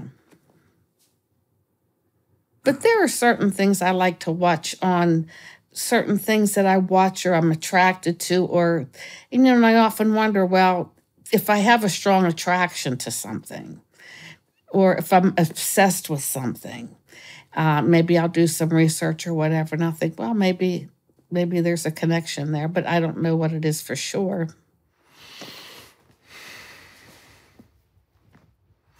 You had mentioned, I can't remember if it was on a break or if it was earlier in today's interview, but you had mentioned that you believe we all have angels. Or guides. Where do those come from? I guess from the heavenly realms, from the invisible realms. They call it beyond the veil or the veil. I guess there's just a veil that kind of separates the sea. We see things here, but it's just a thin veil to see into the other realms. And I think that's where they come from. Do you believe in a higher power like God? Yeah, I think that there is. Yeah, and I think that God gives us a lot of free will. And I think that man makes, I think God gives us a lot of free will. And that mankind maybe, just keeps doing what we're doing. What about extraterrestrials? Yeah, like I said, I had the The experience. Yes, I had the UFO experience, and whenever I moved into Washington D.C., I lived in an apartment in Washington D.C., and I lived, and I had a woman friend who was. She must have been about 20, 30 years older than me. And I needed to move into Washington, D.C. And so she brought me to this apartment complex where she used to live. And so my sister and I lived in this apartment, and it was small. So one day the landlord said that our neighbors were moving out. We could have the larger apartment, which we took. Well, my girlfriend called me up, my woman friend, and she said, I used to live in that apartment. That's where I used to live. So one night I got a little ring outside, and she said, my friends are here. We want to come up and see the apartment. So she came up, and she said, oh, I used to live here, and this, your bedroom was where the baby's room was. So she was with a woman named Madeline. And Madeline said, Ruth, do you remember what happened in this apartment? And Ruth said no. And she said, this was where the first film of UFOs were shown. And this Madeline worked for an Egyptian researcher named Adamski. And Adamski he researched UFOs and artifacts. And they showed the first film of UFOs was showed in the apartment that I lived in. Wow. I mean, that's not an accident. Yeah. Do you believe UFOs are, some people believe it's some type of a spiritual entity, and some people believe it's actually nuts and bolts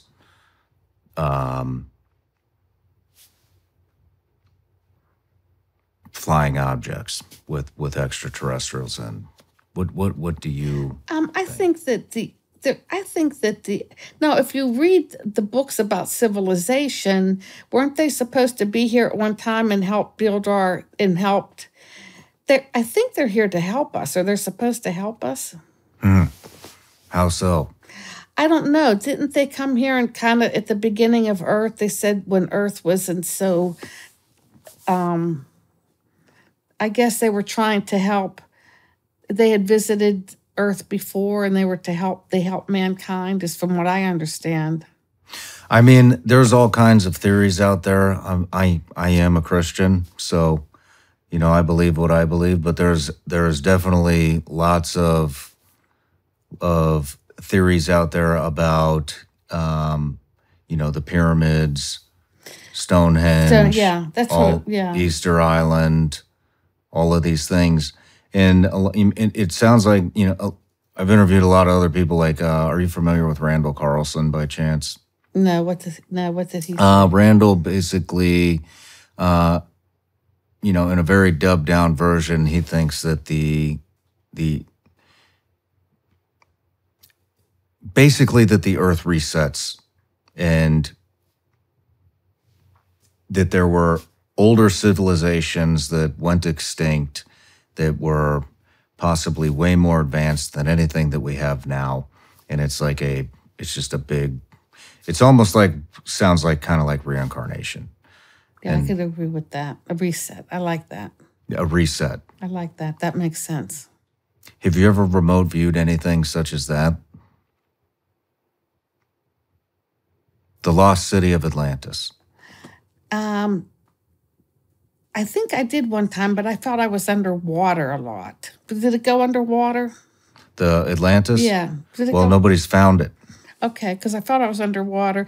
No.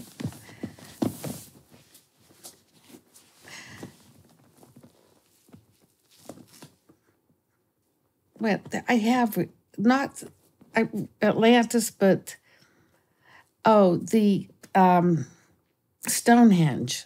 Remote view Stonehenge. I felt like that was in the pyramids. I felt like there was some type of supernatural help or energy there on both of those. Mm-hmm. Mm-hmm. Stonehenge and the Egyptian pyramid. Mm-hmm. Is that something that you remote viewed, or is I remote viewed, and I felt like there was supernatural energy or help that put these things in place. Can you describe that experience? It was very expanding. I felt like the energy was very expanding, and I felt there was a lot of knowledge, and I felt there was a lot of light and goodness. It was a time of learning. Especially with the Egyptian, I felt like there was it was very monumental. It was a time of learning. I felt it was good energy. It was all good energy. It was exciting. Interesting. Interesting. What are some personal ventures that really stick out in your mind? You mean in remote viewing? Yes. You mean in remote viewing helping other people, or remote viewing? Something that's not on the job. Oh, how I help somebody? Your extracurricular, whether it's you're trying to answer your own curiosities, or it could be helping somebody. Oh, yeah. I did help somebody once. And it's a funny story, and I lost his number, but I got a call one night from a guy from New York, and I don't know how he got my number, but he was an older gentleman, and this is this is just. He called me up and he said, "I've never been married." He said, "I want to be married." He says, "I want to have children, and I guess I'm going to have to marry somebody younger," because he really wanted children. So he said, "Do you think I'm going to be married?" I said, "I think you're going to get married." He goes, "Well, where am I going to meet my wife?" Oh, and he said, "How am I going to meet my wife?" And I just said, "She's your neighbor." And he could hear him go, "Here we go." And he could hear him go, "What? What are you talking about? What do you mean?" I'm thinking of my neighbor. I don't have a neighbor I can meet. What do you mean? So, by that time, I'm just getting, he says, "I'm going to go online and I'm going to find a girl." I said, "Okay, go online." I didn't even, it was like a 10-minute conversation. And I didn't even charge him money.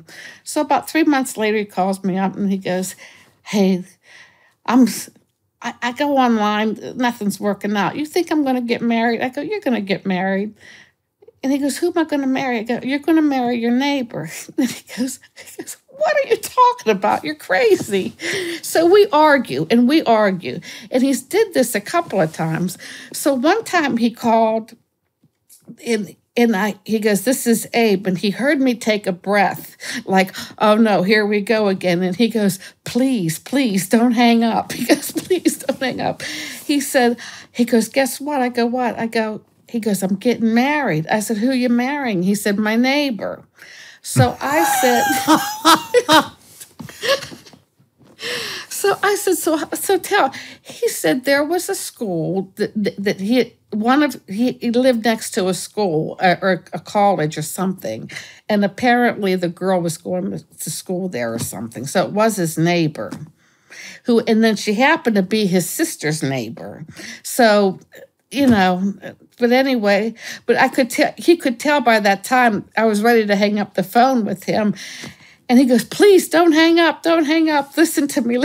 He goes, wow. So I go, "Okay, now you happy?" He goes, "Yeah, I'm happy. But I wanted to stay in contact with him, but to find out if he ever had children, but I'm sure he did. Wow, that's fascinating. Before we move on with your career also, I wanted to save, I kind of cut it on the break, but we were talking about other dimensions. How would you describe other dimensions? I don't know. I mean, I guess they're just other, I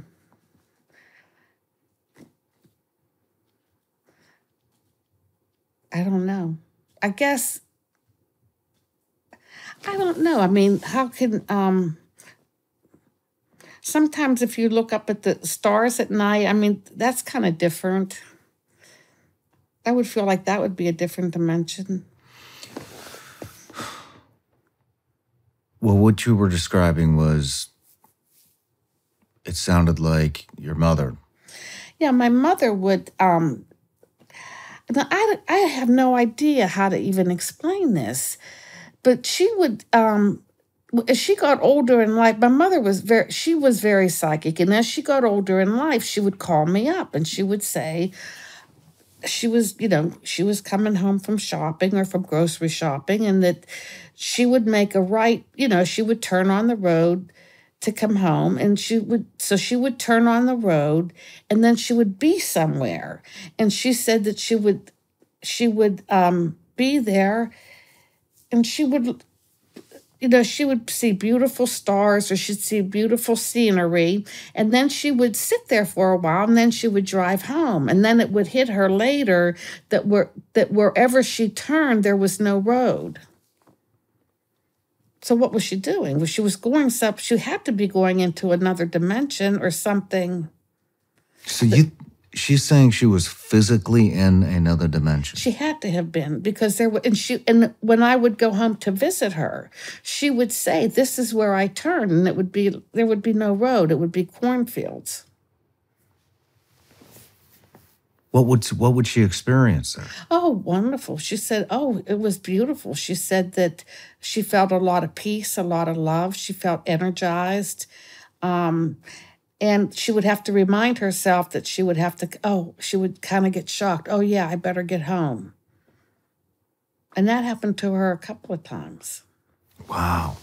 Have you experienced other dimensions? No, not like that.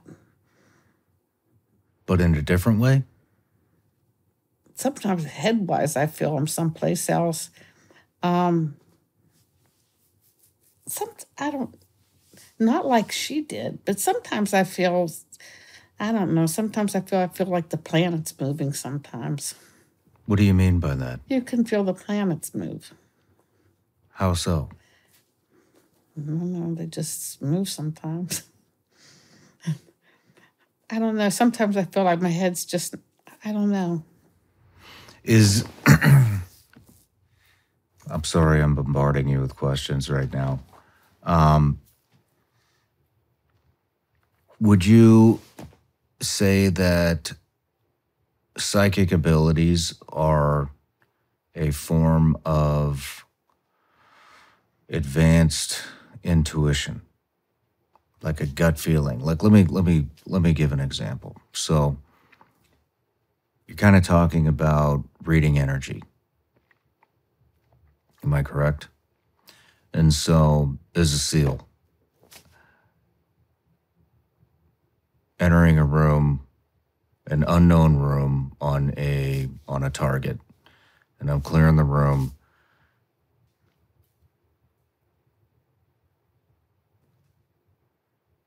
You can feel an energy in there. You can feel who's good, who's bad. You enter into kind of somewhat of a flow state, and it becomes a very intuitive experience. And I've talked to several former colleagues of mine, and everybody kind of says the same thing. You're reading energy, and you're feeling the room, and it's intuition, some of it. It's a gut feeling, or when you're in a place and you feel like something bad's about to happen, sometimes people get a gut feeling. Is that similar to... That's exactly what it is. And probably you're working at a higher level than intuition. If you're going into a situation and have to, figure out who's good, who's bad, and you're in a room, it's higher than intuition. Now, they found that a lot of people in the investigative work, like a lot of cops, they develop that sixth sense. Mm-hmm. Like all of a sudden they'll solve a case all on a hunch, and sometimes a lot of they don't want to talk about it because they're afraid they're going to be laughed at. But yeah, a lot of investigative people, probably a lot of Navy SEALs, you develop that. You have to develop that to survive. So you're probably doing that. That's more than intuition. You're operating at a higher. It's more than, but always listen to your gut. Mm-hmm. I've learned that. I've learned that the hard way several times. Yeah, I know, and I've gone. I got, yeah, me too. And that happens. Yeah. I've gone against, just every time I go against it, I regret it, and so I really try not to do that now. No matter how excited I am about an opportunity or an individual that I'm about to meet, or yeah, I get a feeling about it every once in a while, and I really try to follow that. So is this something that you can you tap into it, or is it just switched on all the time? You mean the intuition? I think it works for you whenever. I really think it works for you when you need it. If you want to walk through that door and your intuition is telling you don't walk through that door, if it's day, it could scream at you really loud, don't walk through that door. And if you listen to your intuition, you wouldn't walk through the door. I think that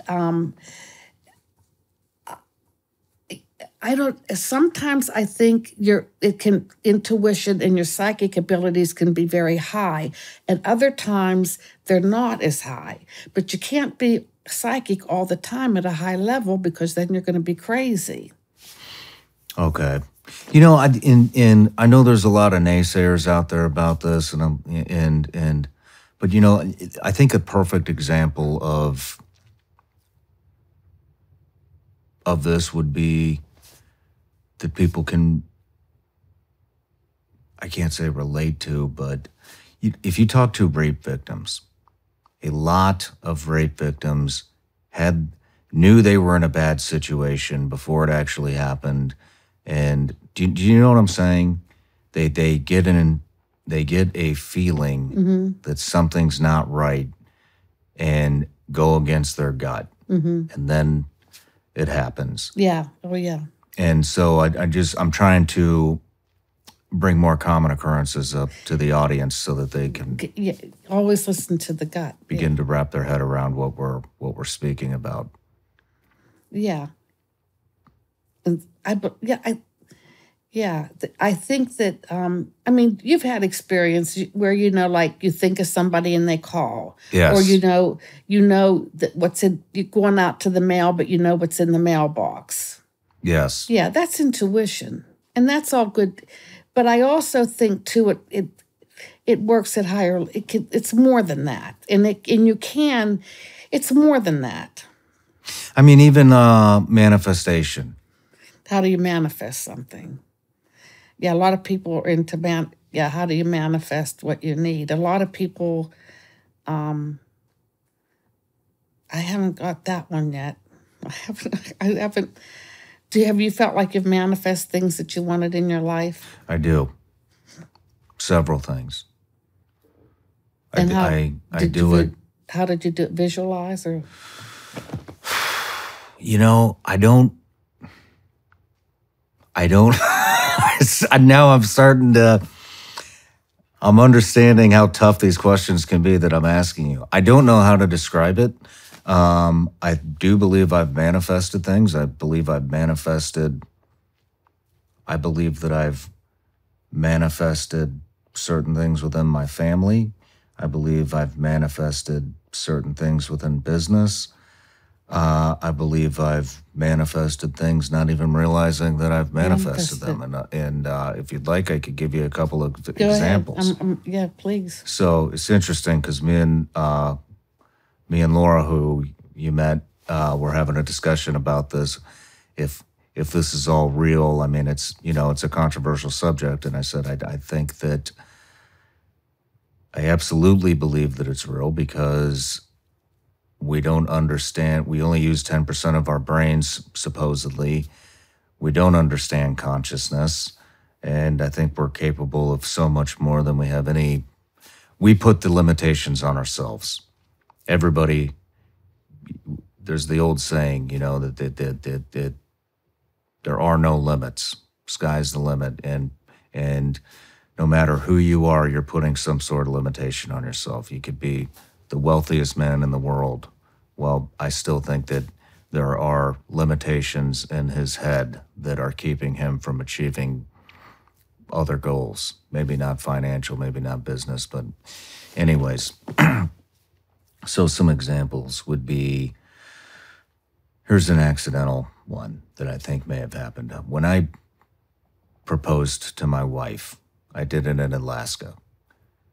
And I wanted to. I went there to work with a former SEAL named Jeff Reed, who's an Iditarod racer now, and I went up to shoot some content with him for YouTube. And when we went up there, I wanted to. It was also a vacation for me and my girlfriend at the time, and who's now my wife. And I told Jeff when we got there, I said, hey, I want to propose to my wife here, and I want to do it under the Northern Lights. Having no idea that, and this is in August, had no idea that Northern Lights never show up in August. And I believe he said, you'll be lucky if the Northern Lights popped in October. That would be the earliest time that you'll see them. This is Fairbanks, Alaska. Later that night, that same night that I told, and I thought, oh shit, all right, well, I guess maybe I'll get a helicopter tour and do it on top of a glacier in Denali National Park or something like that. Well, fast forward that evening, he shoots me a text and says, you're not going to believe this, but the Northern Lights are out right now. And you got about 15 minutes because they never stay out longer than that. And I was like, shit. I had flown my film crew up and I had to give them a ride from the airport. And they flew in separately. So I went and picked up the first guy, went back, picked up the second guy. That's about an hour and a half's time worth. Then they want to tell me all about their European vacation that they went on, and Katie. And I'm freaking out because the Northern Lights are still kicking an hour and a half later. Then it took me about an hour and a half, 2 hours to find a place to do it. Went all over the place. The Northern Lights finally kicked off after 2-3 hours of lighting up the sky. I finally found my spot. They went away, and I just thought, God, please just give me just a glimmer so that I can just propose to my girlfriend here. They came back on. She was passed out. I'm waking her up. I'm going, hey, get up. Wake up. We got to get out. And proposed to her as soon as we kissed. The entire sky lit up with the Northern Lights. There you go. And in August, which apparently is next to impossible. So you manifested that. I think so. You know, and I have lots more examples of similar things, you know, with every aspect of my life. And then, but that was just me thinking. Fast forward, I had, psychedelics actually really opened my mind up to all of this. And I don't want to get into that now, but that really expanded my mind and made me realize there are so many more possibilities than we can even imagine. And that got me into meditation. That got me into manifestation. And I thought, you know what? I'm just going to concentrate on one thing that I want to happen is without having intrusive thoughts into my head. So I would start meditating, which I've gotten away from that. I would put a Rife machine on. Do you know what a Rife machine is? And I would put a Rife machine on during my meditation. I would let all the thoughts clear my head. Like the way it was described to me is think of thoughts like clouds and just let them all run through until you're completely at peace. And then think of what you want. And so I would do that. and things would start happening. So much so that it's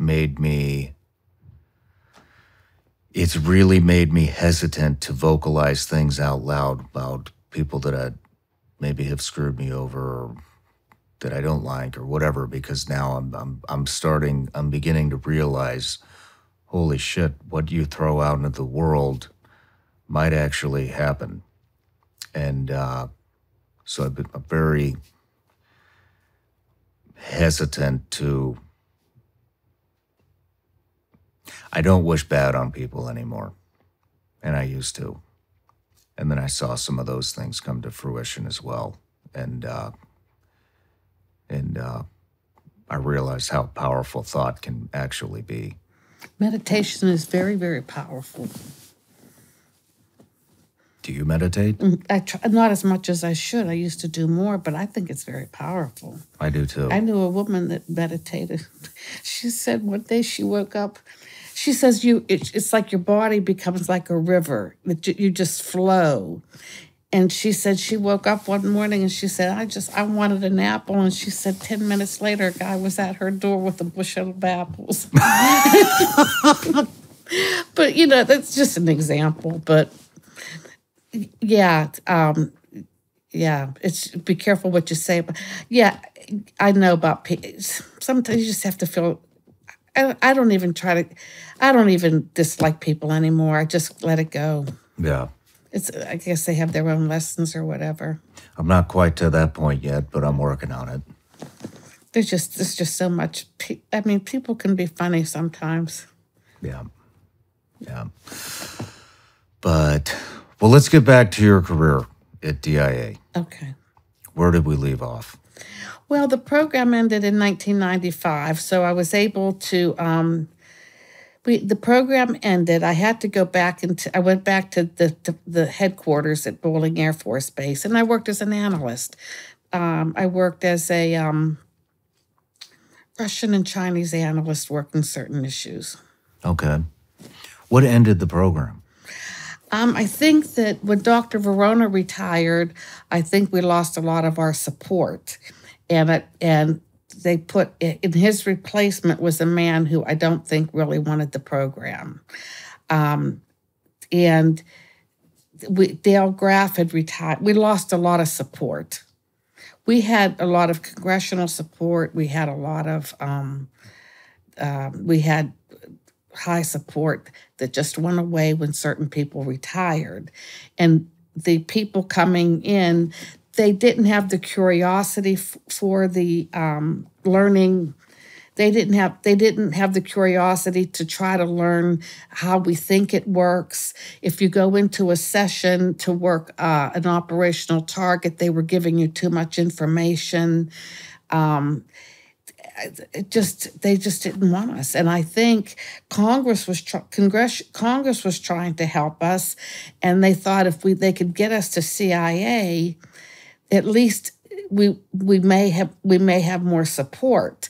Well, when they transferred us to CIA said they wanted to do a 6-month study, and they did a 6-month study, but they never gave whoever did the study. They called in a company from the outside to do a study to see if ESP works, but they never gave people the clearances so that they could read the operational successes that we had.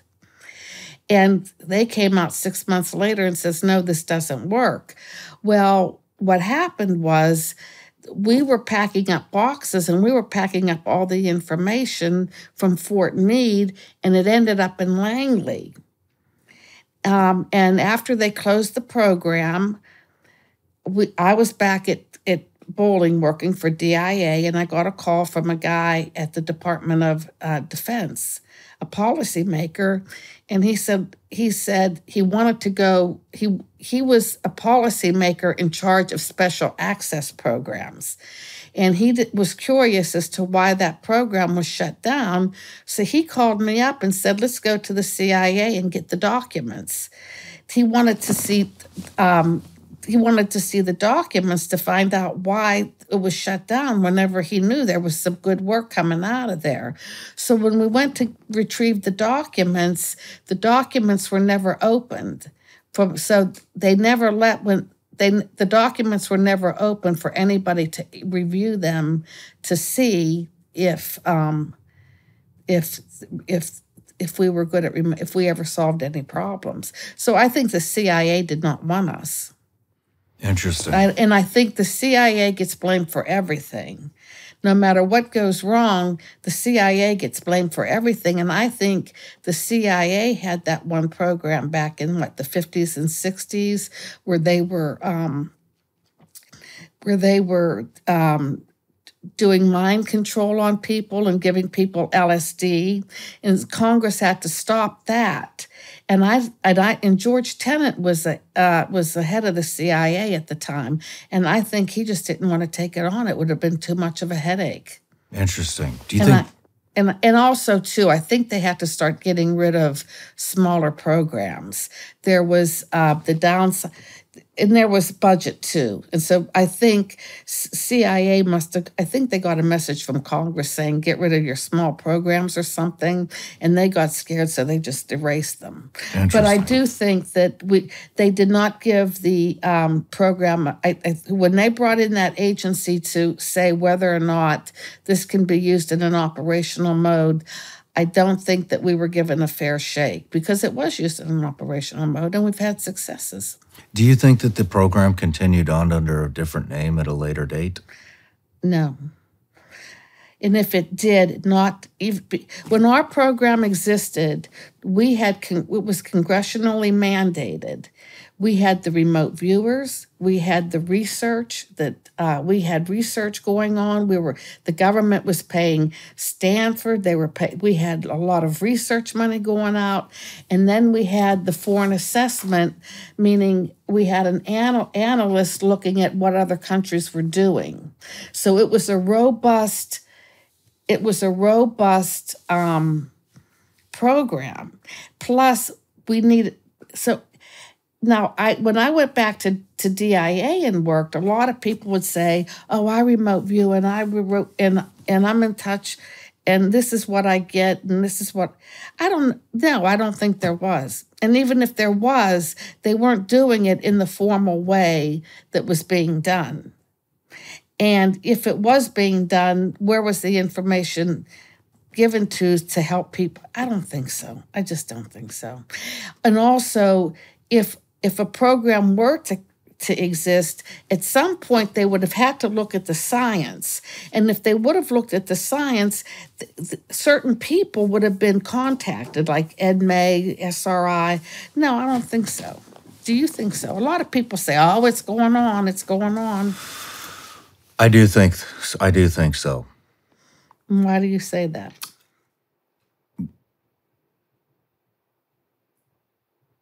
Because I've had former colleagues tell me that they've seen them bring them in. Bring what in? Bring remote viewers in. Okay. And that could be because I met a kid in Florida who said he could move up. He bent coins and that, and I think he was brought in by the CIA. Interesting. But that's not. So that's one thing, but that's not a program. I mean, maybe so. I mean, maybe they do bring people in and use them. Police agencies bring psychics in and use them. Mm-hmm. Are the people getting paid? Are they getting paid? I don't know. I didn't personally see them, but people that are very close to me, that I've worked very close with, that I still have relationships with today, have told me about this before I even knew what the hell remote viewing was. Okay. Like, did you see that? They just brought remote viewers in. And I go, what the hell is a remote viewer? But, and now, today, I've reached back out and I'm like, I remember when you told me this. I mean, maybe they were, but it still didn't make it. It still didn't make it I guess we were mandated, I guess. Mm-hmm. You know, we would go to a building and work. Yeah. You bring somebody in, that's different. Are you paying them? Interesting. Yeah. I don't know. I don't have the answers to those questions. But I'd like to move on. I know you want to talk about Uri Geller.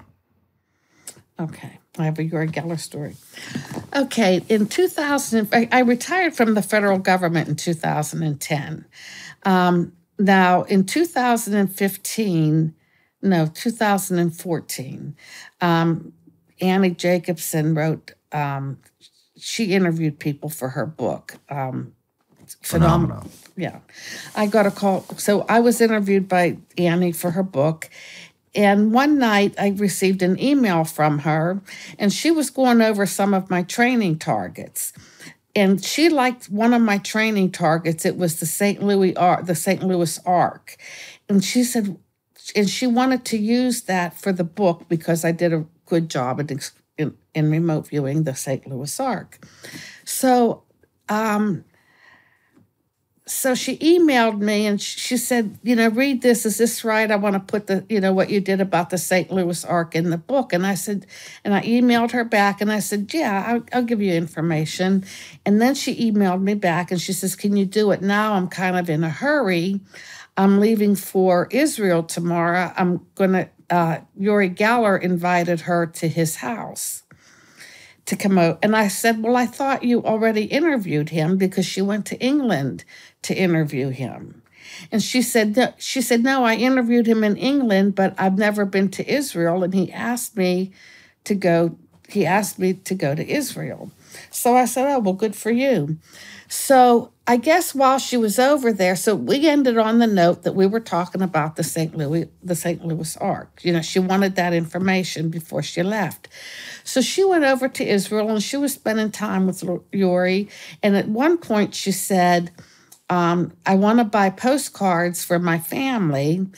And they were in a tea shop. So the owner of the tea shop came over and he said, my postcards are on that top shelf. So Uri Geller went over, I guess either her or Uri Geller went over, and I think it was him. He reached up on I think it was him, because he reached up on the shelf and he picked out a postcard for her, and here it was the St. Louis Ark. And that's what that's what her and I were discussing before she left. So when she saw the picture, she identified it with me. Wow. And she kind of freaked out. And she said, oh, you're not going to believe this. But she was using the St. Louis Ark as one of her, for information for the paper. So anyway, I think she kind of freaked out. So she's like, oh my goodness, why this, of all things, why the St. Louis Ark in Israel? So anyway, he signed it for me. It says, for Angela, much energy and love, Uri Geller, and then he drew a picture. Wow. So that's incredible. What was the story behind your remote viewing of the St. Louis Ark? It was just a training target that I did, and I did a very good job. Okay. And she just wanted to put it in the book. Like this viewer was tasked. In other words, the St. Louis Ark is an ark, and when I remote viewed it, I drew the ark. It was just something that she wanted to show in the book. In the book, she describes my remote viewing session of the St. Louis Ark. And when she emailed me, she said this was an excellent session. I want to put it in the book. And she needed more information from me about there was nothing significant about it. It was just a training target that I remote viewed at one time, and that she wanted information on it right before she left, before she went to meet Uri Geller, because she was impressed with the target. So my last conversation with her was about the St. Louis Ark. So when she went to see Uri and he picked up the not a coincidence. She completely thought of me, and she was like, oh my goodness, I just a couple of days ago she was discussing this with me. Man, I mean, what do you make of stuff like that? I don't know. Does that have to do with the creating your own reality at all? I don't know. I mean, I don't know. You and Uri Geller worked together, correct? No, I never met him. What is the Catch Spy story? What story is that? I have in my notes. Angela Scott. Carmichael. Scott. No, Carmichael I was on CBS Sunday Morning News. I was interviewed, and Yuri was interviewed too for that program, but we weren't interviewed at the same time. Okay. But so I did have that connection. Well, that came after the book. How did you catch a spy? I was approached by, after the program ended and I was back at DIA working as an analyst, people would approach me to, can you do this? Can you do that? Because they knew what I did. And sometimes I'd help them. Sometimes I wouldn't. But there was one man that really wanted help. And he asked he asked me if I would help him. And I think, he got the okay from some higher ups, but we had to do it on private time. We couldn't do it on government time. So I was helping this man out. It was a very sensitive project, and I was helping him. But whatever information I was getting, I don't know what I was getting because I didn't even know what the operation was. I gave him some information, and he called in a colleague of his by the name of Scott Carmichael. And he said, Scott, I have some information here that I know what you're working on, and this information may be helpful to, for some of your friends over at the State Department. By friends, he meant people that he worked with that share information with the State Department. And Scott said, well, how did you get this information? And the man said, I got it from a psychic. And Scott said, from a psychic? Are you crazy? I'm not going to go to the State Department and tell them that this information came from a psychic. He said, I'm not going to do that. So anyway, Scott said that he left, but he said, he had this problem. He had this case that he just couldn't get out of his mind. He just couldn't get out of his mind. So he went back to my friend, and he said, how does this work? So the guy said, well, here, just put what do you want to know? And they'll make up a little envelope, and they'll put something in the envelope, and they'll mix the envelope in with this guy's stuff, and then they'll pick it out, and at some point I would be working on Scott's project. So I guess one day I woke up, or when they gave me this project, and I don't know what I said. I identified a guy as, I think, Baker. I said the last name was Baker. Maybe the first name was Jeff. And I said he was Australian. And he was going to sell U.S. secrets. Well, that came out immediately. So Scott came back and he said, that was right. They said that what happened was the United States had a unit in Australia that worked with the Australians, and they were imagery analysts. And I guess one of the imagery analysts tried to sell, when you try to sell secrets, you'd never use your real name. So they knew his real name wasn't Jeff Baker, but they didn't know who he was. So now we know that they knew whatever I said was right. But now they came back to me and they said, who was Jeff Baker? So I described him as an Australian. I said what he looked like. I said his age range. I said he was on drugs. And I don't know what else I said, but so now they kind of had a profile of this person. And so now they were trying to look for him. Now, Scott worked for the FBI because if there's any spies, the FBI always arrests them because that's the arresting agency. But Scott did not tell the FBI he was working with a psychic because he said if it ever went to court, it may have been thrown out because they received information from a psychic. So we were kind of going along with the case, and Scott didn't think I was doing too good, but in retrospect, I don't think they were asking the questions right, and he even admitted that. But it seemed to be I did really good at the beginning, and then things were kind of weren't going real good. And then I don't know what I said. I said there was going to be a meeting that was going to take place. I felt that the guy would be apprehended, and there was supposed to be a meeting on a certain day. Well, now when this person went to the Singapore embassy to sell the secrets, the Singapore embassy contacted the United States and said, there's a guy here trying to sell your secrets. So something was set up like a, what do you call one of those plans where you try to lure the guy in? Sting. A sting. So at that point, they decided to do a sting operation. And at that time, I was kind of losing. I really wasn't doing really good at the case. But I don't know what happened. I was able to provide some information, and I can't even remember what it is. Scott wrote a Kindle book called Unconventional Method. But at that point, I felt like this is I knew it wasn't going real well. But Scott came in, the FBI agent asked Scott to come in on a Sunday to work. They really wanted to work the case, and Scott started to read some message traffic. And he said he doesn't, whatever I said, whatever scenarios I was describing, this information was in this message traffic.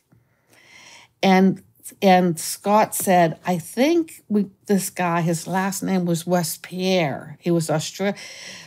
Scott said, I think this is our guy, that this is the guy we want. He's Australian. And the FBI agent said, no, the person we're looking for is Canadian. And they went back and forth, and Scott kept saying, are you sure he's not Australian? And she said, no, he's Canadian. So Scott said, well, let me look something up because you can have dual citizenship. And here the guy had dual citizenship. He was Australian and Canadian. And that was the guy that they were able to apprehend. Wow. What does it feel like to you when you... Oh, I was all happy because I hate to be wrong. I mean, I'm very happy when I'm right because you're not right all the time. You know, it's not, you don't always get it. I mean, I can remote view and, it can be very vague. It can be very, very vague. It can be very vague. And a lot of times you're not right, or a lot of times you may feel that you're right, but people aren't there to check out the information. So if you have, if I'm giving information and it's right and somebody checks it out and it's right and it hits, oh, I'm very happy. What is your favorite operation that you've been a part of? When it comes I think the one with finding the guy finding Charles Jordan, the fugitive. He was the customs agent, the drug guy that went bad. I think that probably was the biggest because nobody ever thought he would be in Wyoming. That I did like doing the hostages because I felt like I felt like my information was acted upon to help them. So that made me feel good. Anything with kids? Yes, yes. Can you go into that? Well, yeah. Trying to locate some kids that may have been human trafficking, yeah. That was hard. I was able to give some locations, but I don't know but I never had any feedback on that. So I figured it probably didn't go anywhere, but it could have been more of a secret type operation too. So now you're teaching at the Monroe Institute. Well, I only teach the remote view part too. It's I only teach twice a year, but it's always nice to connect with Joe. Do you enjoy it? Oh, yeah. Just, Joe, Oh, yeah. Have you ever worked with Joe? Oh, yeah, he's wonderful. Have you in the old days? No, he retired in 1984, and I came in the unit in 1986. Okay. But I met him through Ed May, but yeah, he's wonderful. Yeah. I got nothing but good things to say about him and his wife. But tell me a little bit about the Monroe Institute. Well, it's Bob Monroe was a man. I guess he lived in New York City. He was a radio personality, I think. I don't know if he owned a radio station, but he used to have out of bodies, and I guess he went to a psychologist because he thought he was crazy. And the guy said, "No, you're not crazy. You're having out of body experiences." So he built the Monroe Institute, and people can go down there. And when you listen to certain frequencies, it's just teaching people how to be psychic, how to go out of body. It's like a metaphysical institute. So can you walk us through what you teach? Oh, I just teach the second part of remote. I just teach the remote viewing 2, the last segment. And it's just nothing much. I mean, it's nothing much. You just put you talk to the students, you see what they learned. You know, what did you learn? Look at their results. You have to teach them how to report back.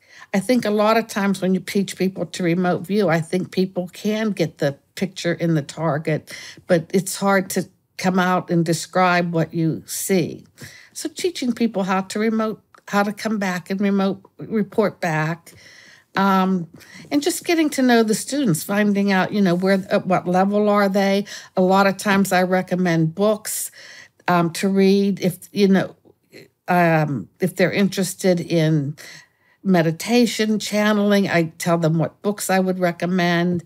I listen to people. Sometimes something will work for one person, but not the other. So do you sit in their sessions with them? No, I just do it by Zoom mostly. Oh, okay. Yeah. It's by Zoom. So it's individual. Sometimes it is. No, it's with the group, but sometimes individuals get special attention. Okay. So what is the curriculum of part 2? Joe teaches them how to remote view. And then I get them at the end to see how well they remote viewed.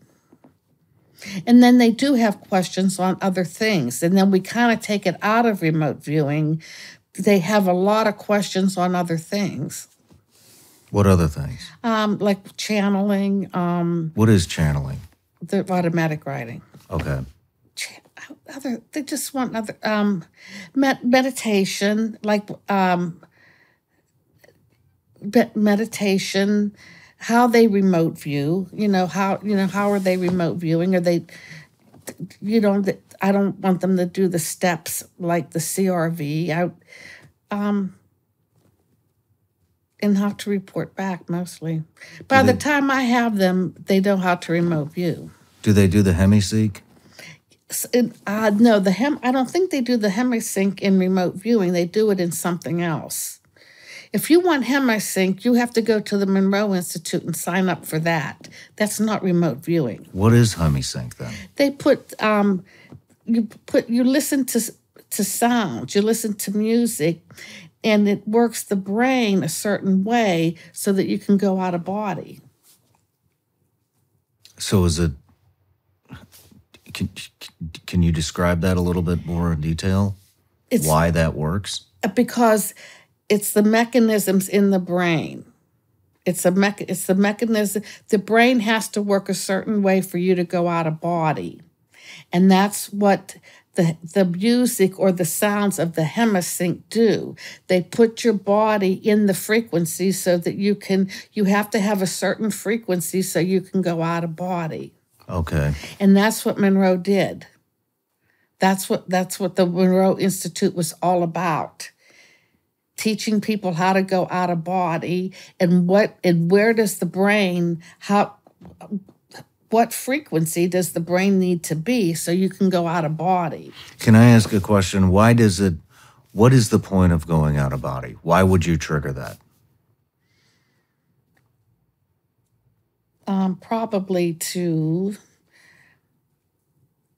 I think that it expands one's consciousness. I think one can learn that there's more to life than just going out of body. I think that it's better than remote viewing, because if you want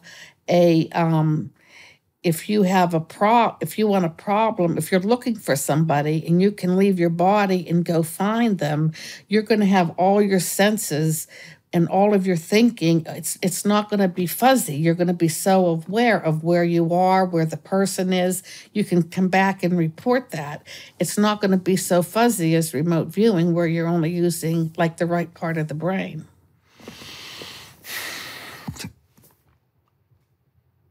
Do you still go out of body? Sometimes, but not like I used to. Why not? Is that a personal decision? No, I have no control over it. I never did. Do you like going out of body? Oh, yeah. If you were out of body right now, what would you be searching for an answer to something? I'd probably be looking at everything around here. Where's the farthest you've traveled to? I think the sun. What was that like? Hot, bright, very bright. I would imagine. Very bright. I was very happy. I remembered. Can you feel heat? Can you feel cold? Can you feel a doorknob? Yeah, I could feel myself walking through. Yeah, you can. Yeah. I think it's a mechanism inside the brain. Just something clicks. It's like people that levitate. Something in there's working.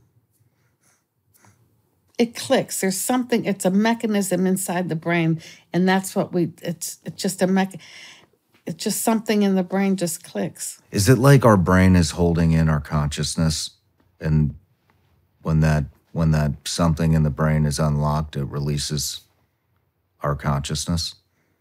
It releases us into another set of conscious. I guess. But it's still you, though. You realize that's you on the floor when you're out of body. Yeah. And you're still making your own decisions on where you want to go. Yeah. Where are some other places you've traveled out of body? I think I went from like from Maryland to Pennsylvania to visit my family. One time I think I went to Chicago. I don't know why I went to Chicago. I don't know. But mostly it's mostly just nature, stars, trees. Very interesting. What am I not asking that I should be asking you? No, I just think that I think that you're probably very aware and intuitive yourself. Why do you think that? Because you told me some of the experiences that you had. There's a book called Human Design. Have you read that book? No, ma'am, I'm not. It puts people into certain categories, like you're either like a manifestor, a generator, a creator, and it puts people into 4 personality types. It's a very interesting book. What's that book called? It's called Human Design. Human Design. I'm going to look that up and try to get the author on here, if he's still alive. No, it's a good book. A lot of people, in fact, it's the different personalities. It puts people in 4 different personalities. You could be a manifester, because I'm a generator, so it'd be hard for me to be a manifester. What is a generator? You have to let things come to you.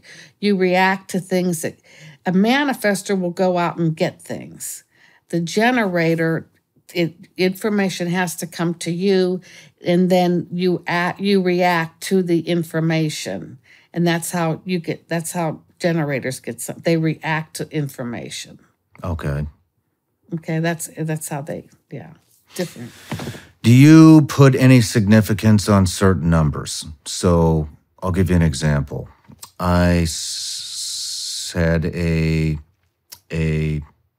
spiritual experience in Sedona, and which I believe God was speaking to me. And shortly thereafter, I started seeing the number 444 everywhere I went.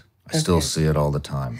Okay, you look up the meaning of 444. It means your guardian angels are with you and want you to know that they're With you. Okay, then you're highly protected. 444 also ends up for 12. So that 12 could mean a 3. And that's also a spirit, it's also protection. Really?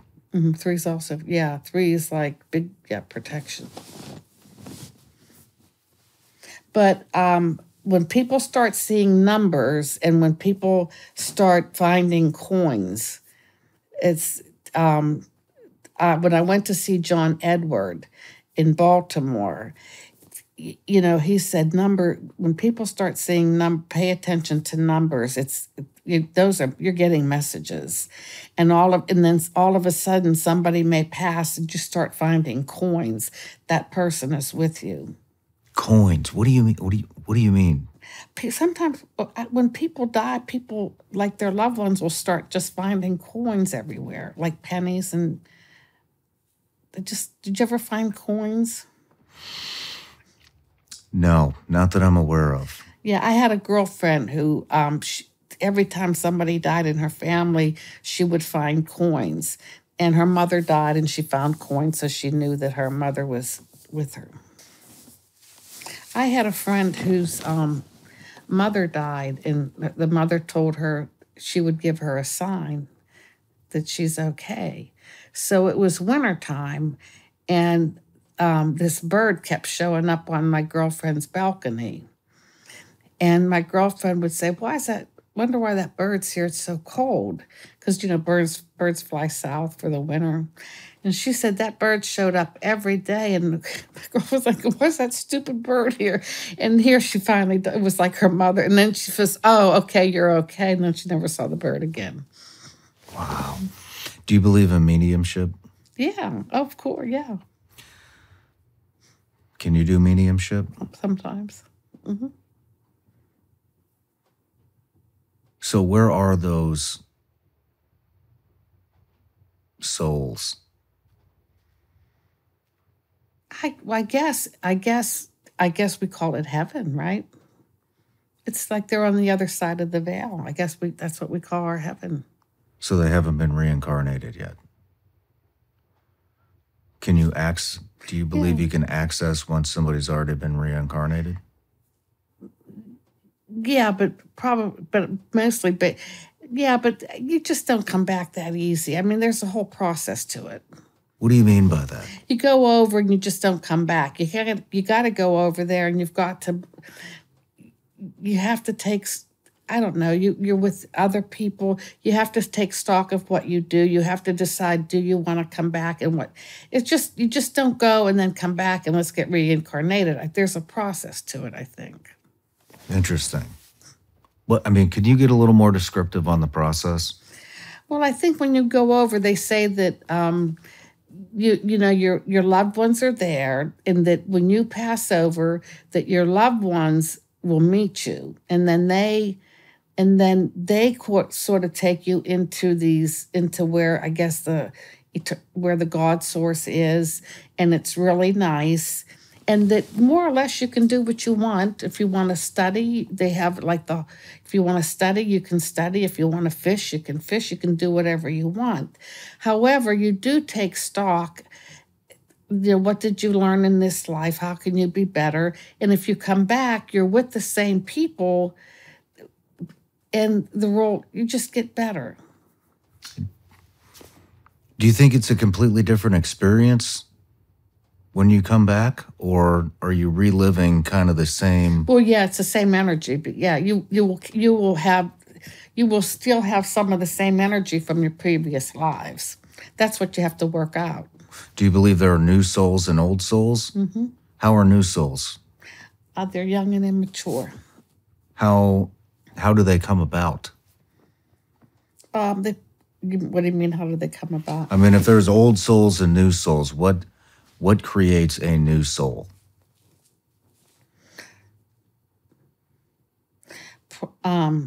Probably someone that hasn't had many Earth experiences. Do you think you can tell the difference between an old soul and a new soul? Oh, yeah. You can tell by a person's face. What do you think I am? Probably an old soul, because you're searching. You're searching. You're searching. Let's talk about astrology. Okay. But when's your birthday? October 4th, 1982. Okay. So you're a Libra? Yes. Okay, so what do you want to know about astrology? How does it work? Oh, I don't know. I don't know that much about astrology, although I do know astrologers. And, you know, and it's more than your birth sign, but there's a lot that they look at. Okay, the time you were born and where you were born, and they look at other things.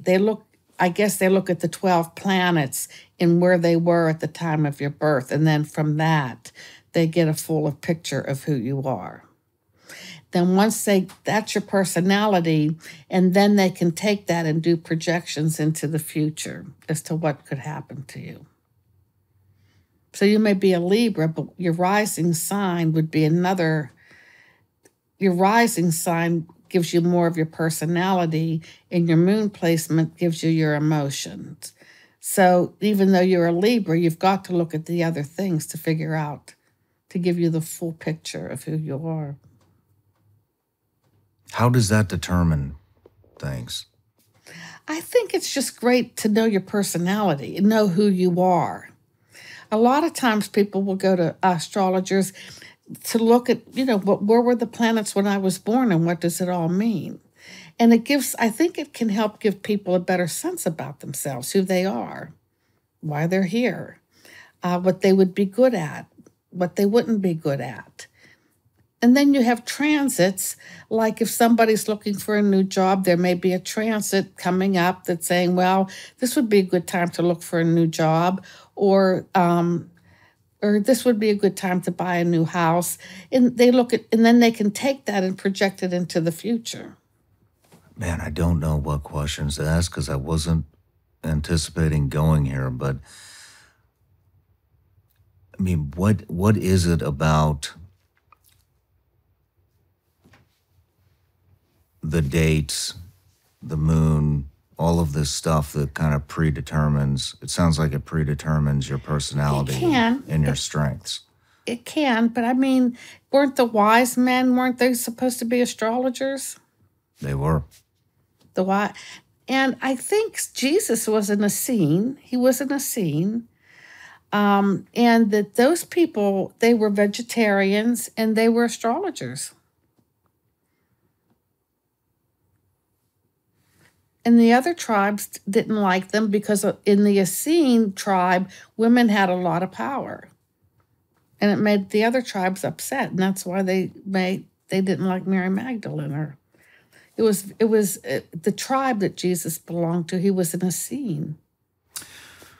When you look at somebody, do you feel that you can tell if they're a good person or not right off the bat? Oh, sure.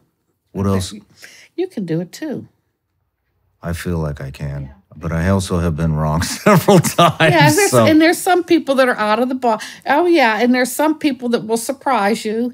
And like my cousin would say, well, we just didn't see that one coming. You know, if you're wrong, all you say is, well, I didn't see that one coming. But yeah, most of the time. But yeah, I mean, of course, there's always going to be somebody that's going to take you by surprise. Well, Angela, I know you have a flight to catch. But thank you very much. I just want to say thank you for coming. Oh, it's been my pleasure. Yeah, I have really enjoyed this conversation, and I hope we stay in touch. Oh, we will. I'm going to get you some books. I'm going to get you. Thank you. Okay, thanks a lot. My pleasure.